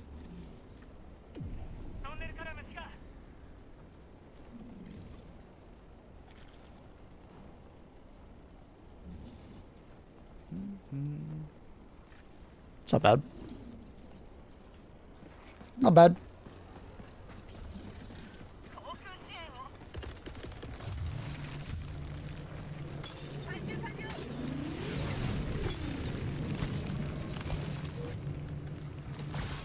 Mid-20s feel all weekend. Nice.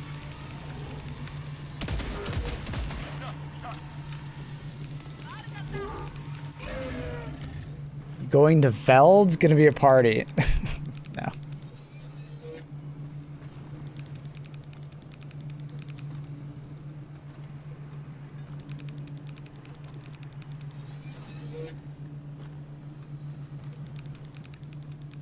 Some other GTA series will be there. That's cool.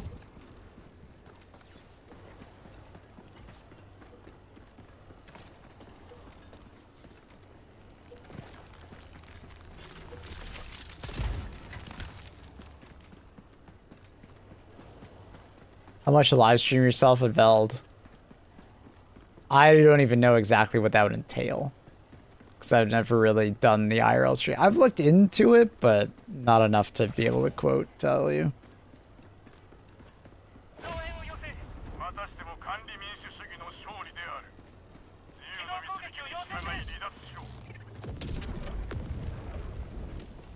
Supply versus demand, Carl.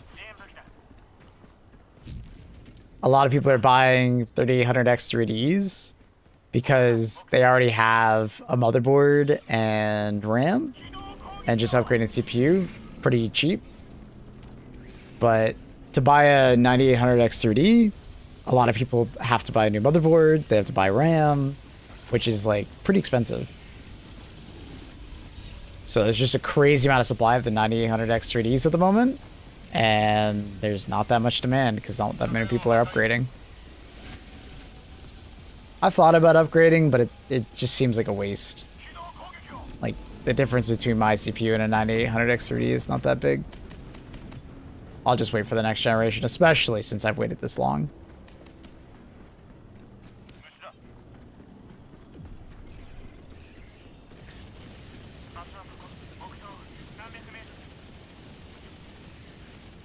RAM prices are pretty insane. So much so that motherboard prices have crashed more recently. So if you have RAM and you have a CPU, buying a motherboard is like super cheap.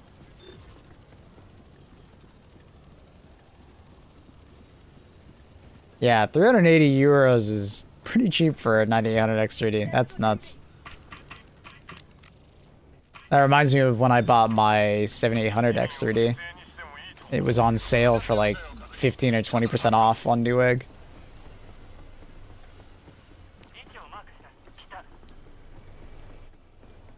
I bought it right before, like, I think it was like right before Christmas or right after Christmas, so it was just super on sale. It was such a good deal.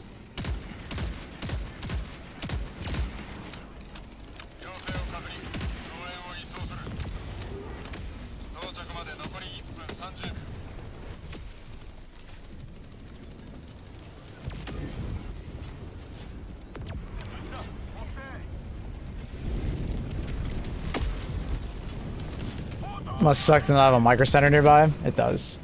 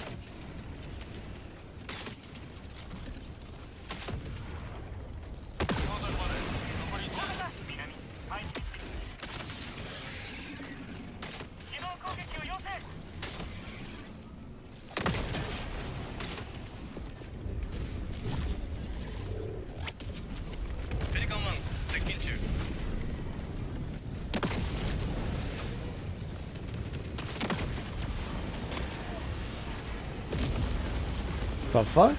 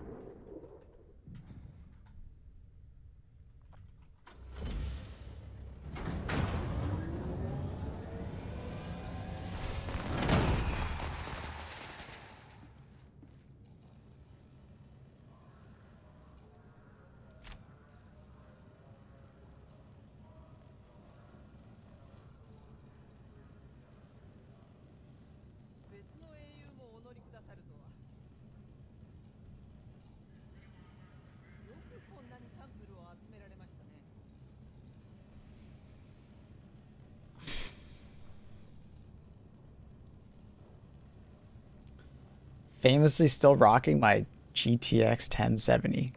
God damn. I still remember having a GTX 1070. That was a while ago.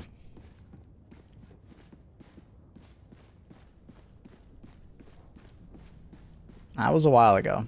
I can't even remember what year it was.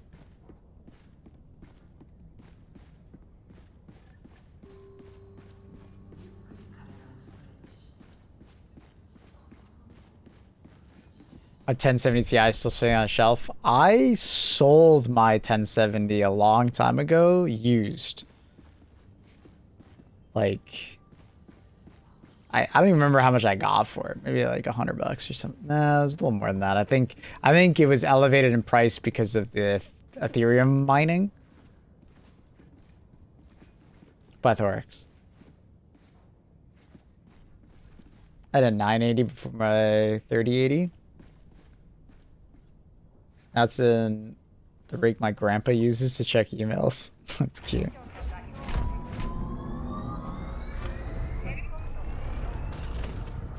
There are people, probably jobs, who were born on 1070. Okay, it's not that. Okay, relax.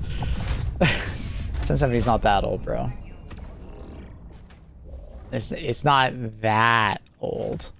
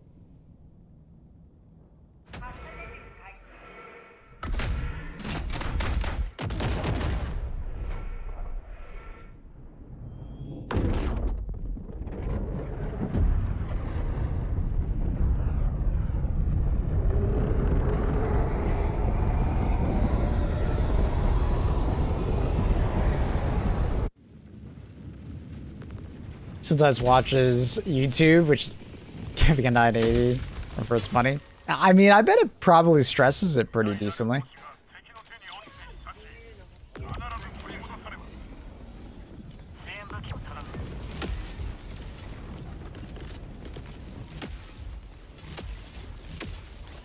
Oh, what was that bounce, man?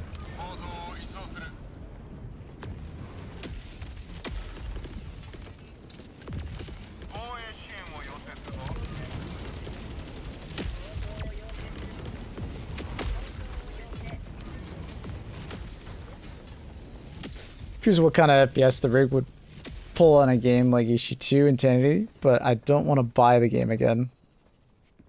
Well, that's right. You play on PlayStation, right? I mean, I think you could get 60. Things humans do, especially now that DLSS is a thing. Wait, do you have access to DLSS as a 1070 user? Oh shit! It's been so long. I guess you don't. You would have to use FSR or XeSS.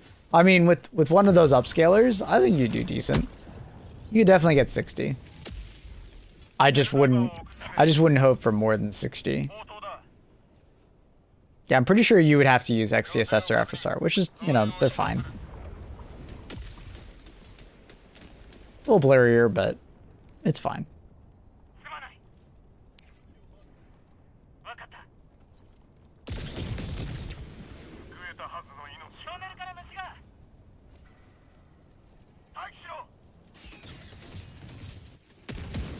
Congruent, I don't know how tech savvy you're feeling, but I did suggest that to Carl, is to repaste his 3080. The 3080 is old enough now that it would benefit from a repasting.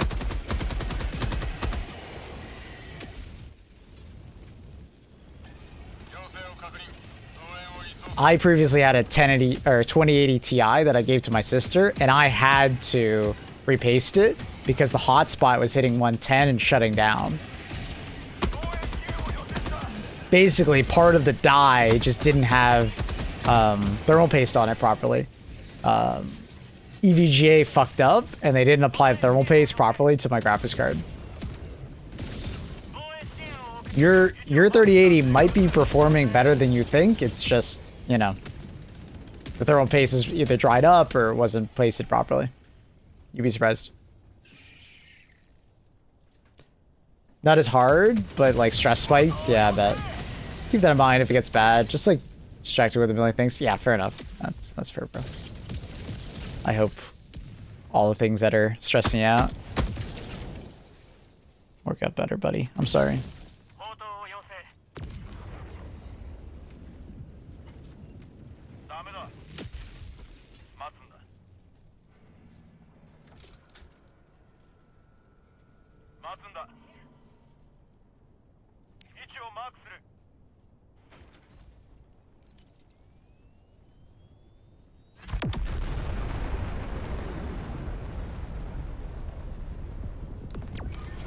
Graduate school applications are due in December, January. Be preparing for those, I bet. What does that entail?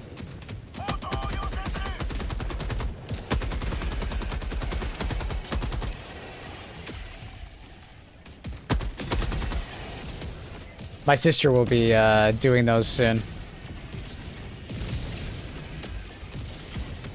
But I think she wants to do that.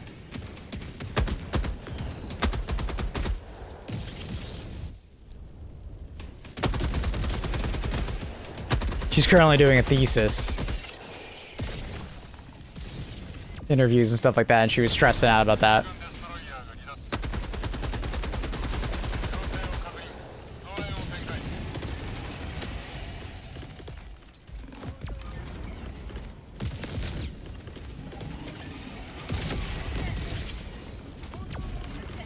Portfolio, getting letters of recommendation from 3 professors. I'm sure the professors are pretty, like, understanding, though, and probably pretty willing to give those out, or no?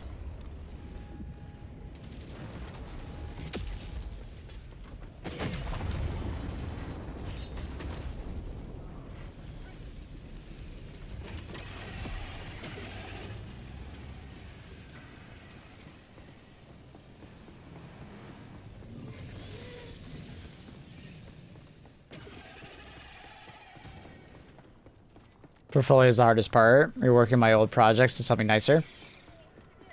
Fair enough. Some profs are, some aren't. Made a good impression, so I should be good, but those are nerve-wracking as asking a woman on a date. Really? I don't know why, but I never had that same feeling with my profs or teachers.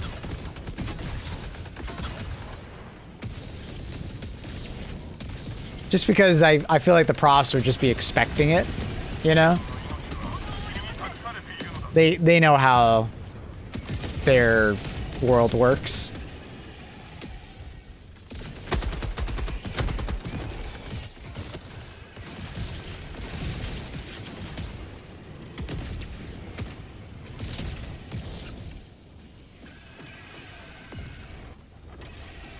It's as nerve-wracking as repacing a GPU. It's probably about the same.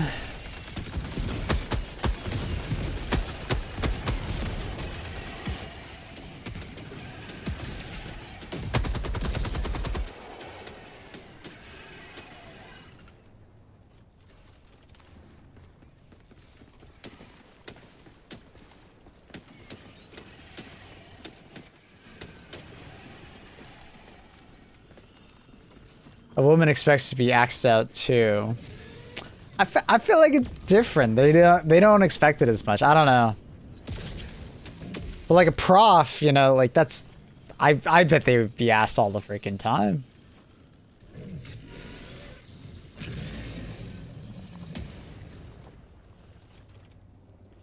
Prof doesn't have to give a letter. That's fair. Guess they don't.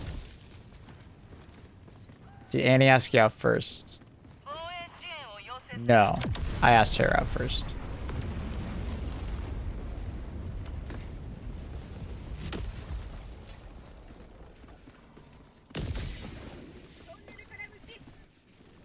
I had to think about that because, like, we were obviously hanging out beforehand, right? Spending time together. But then I eventually, like, asked her.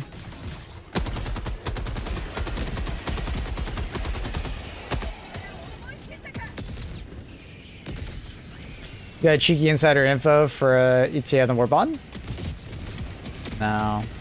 The most I can give you is that it's tomorrow, and they like to do their announcements between, like, 8 and 10 a.m. EST.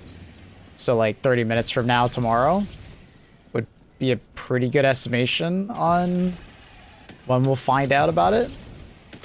But hard to say.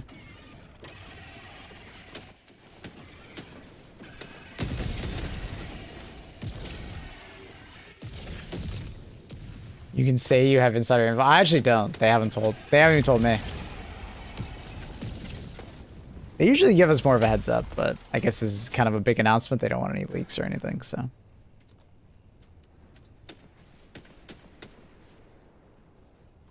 Sure. Hey, I'm actually telling you the truth. I actually don't know. If I did know something, I probably just wouldn't say anything. But I actually don't know in this situation. Bearhead doesn't know? I doubt that, but I mean, it is, I guess it might be possible that, like,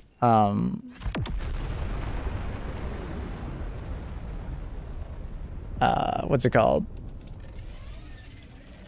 Like, Sony or Games Workshop might be, handling it, but I would imagine Sony's probably taking a pretty back step on it, though. Assuming the legendary WARBONDs, they've had to get approval from the other studio, which is, like, probably a bigger hassle. I mean, for Games Workshop, yeah, I mean, they are usually considered to be, you know, a basket case to work with sometimes.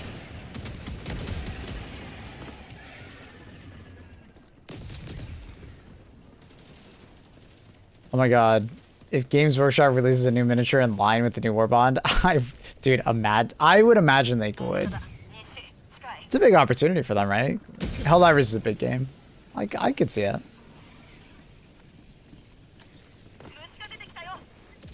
I'm very curious about what it'll be tomorrow. Tomorrow should be an exciting day. Because we got Mistfall Hunters and we got that. Should be fun.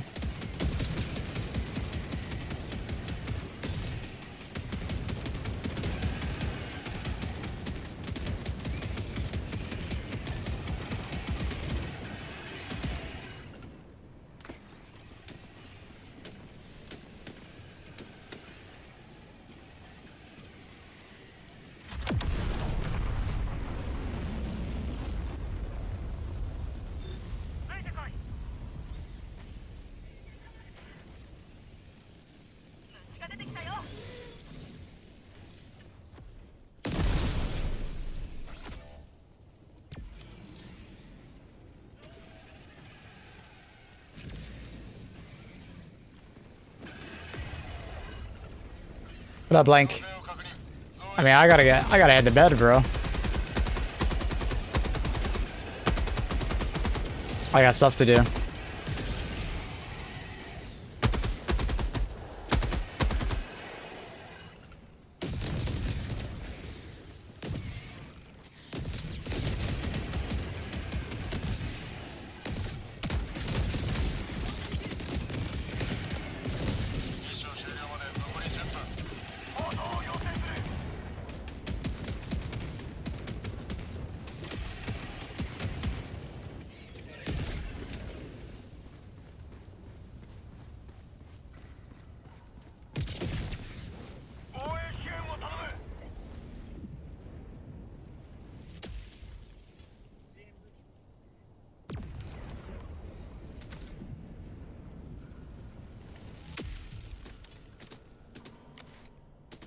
Yeah, Blank. Yeah.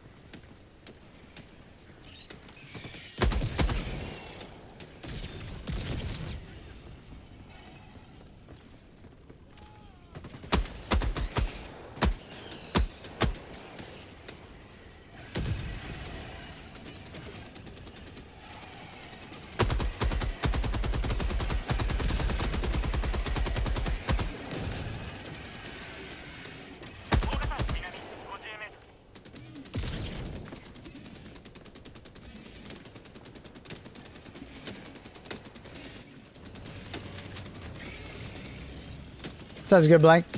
Super. What the hell?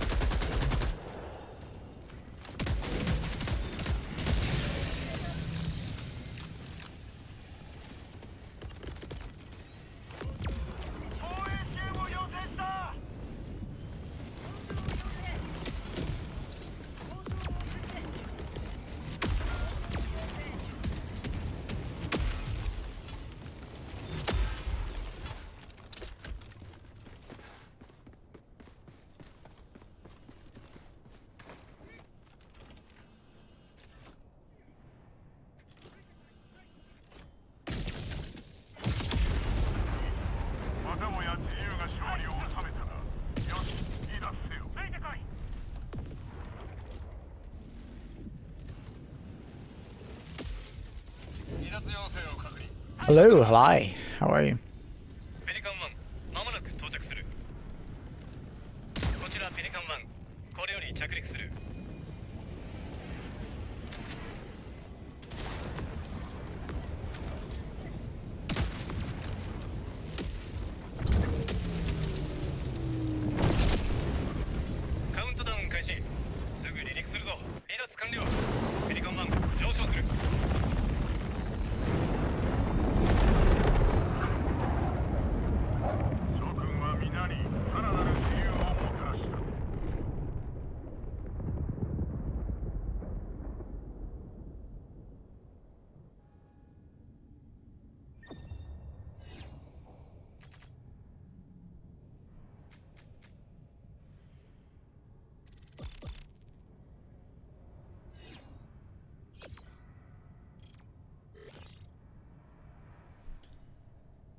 I think I've been in your stream before, and also, why is not English?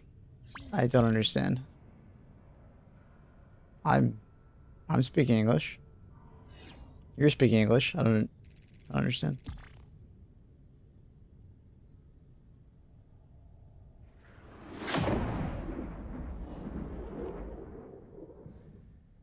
You're speaking Canadian.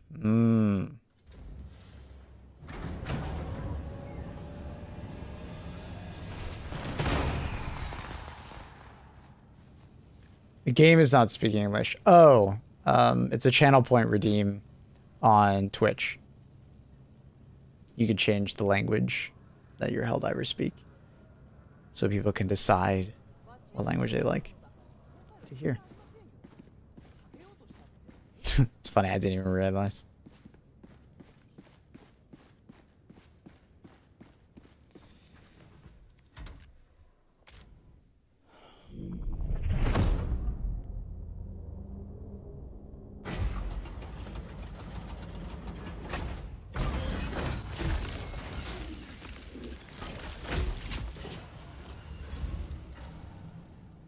Yeah, it's cool. It's cool, Wahlberg.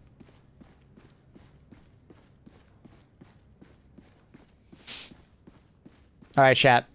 I'm going to be calling it early today.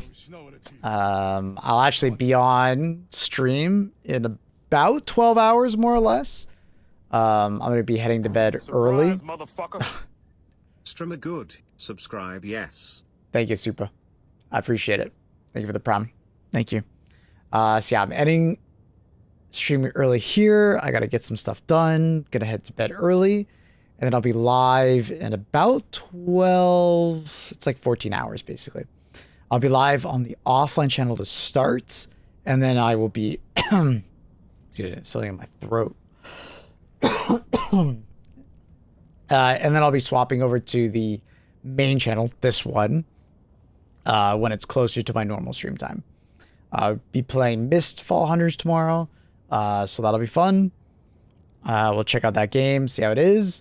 But we're also waiting for the WARBOND announcement for 40K, so we'll see when that drops. I'll be reacting to it, and yeah, excited to see what happens. If it does shadow drop and it just goes live tomorrow, that's sick. We'll be there to play with it. And yeah. Anyways, I will see you guys later today or tomorrow, depending on when it is. But have a good one, everybody. Peace out. Much love. Bye, everybody. Peace.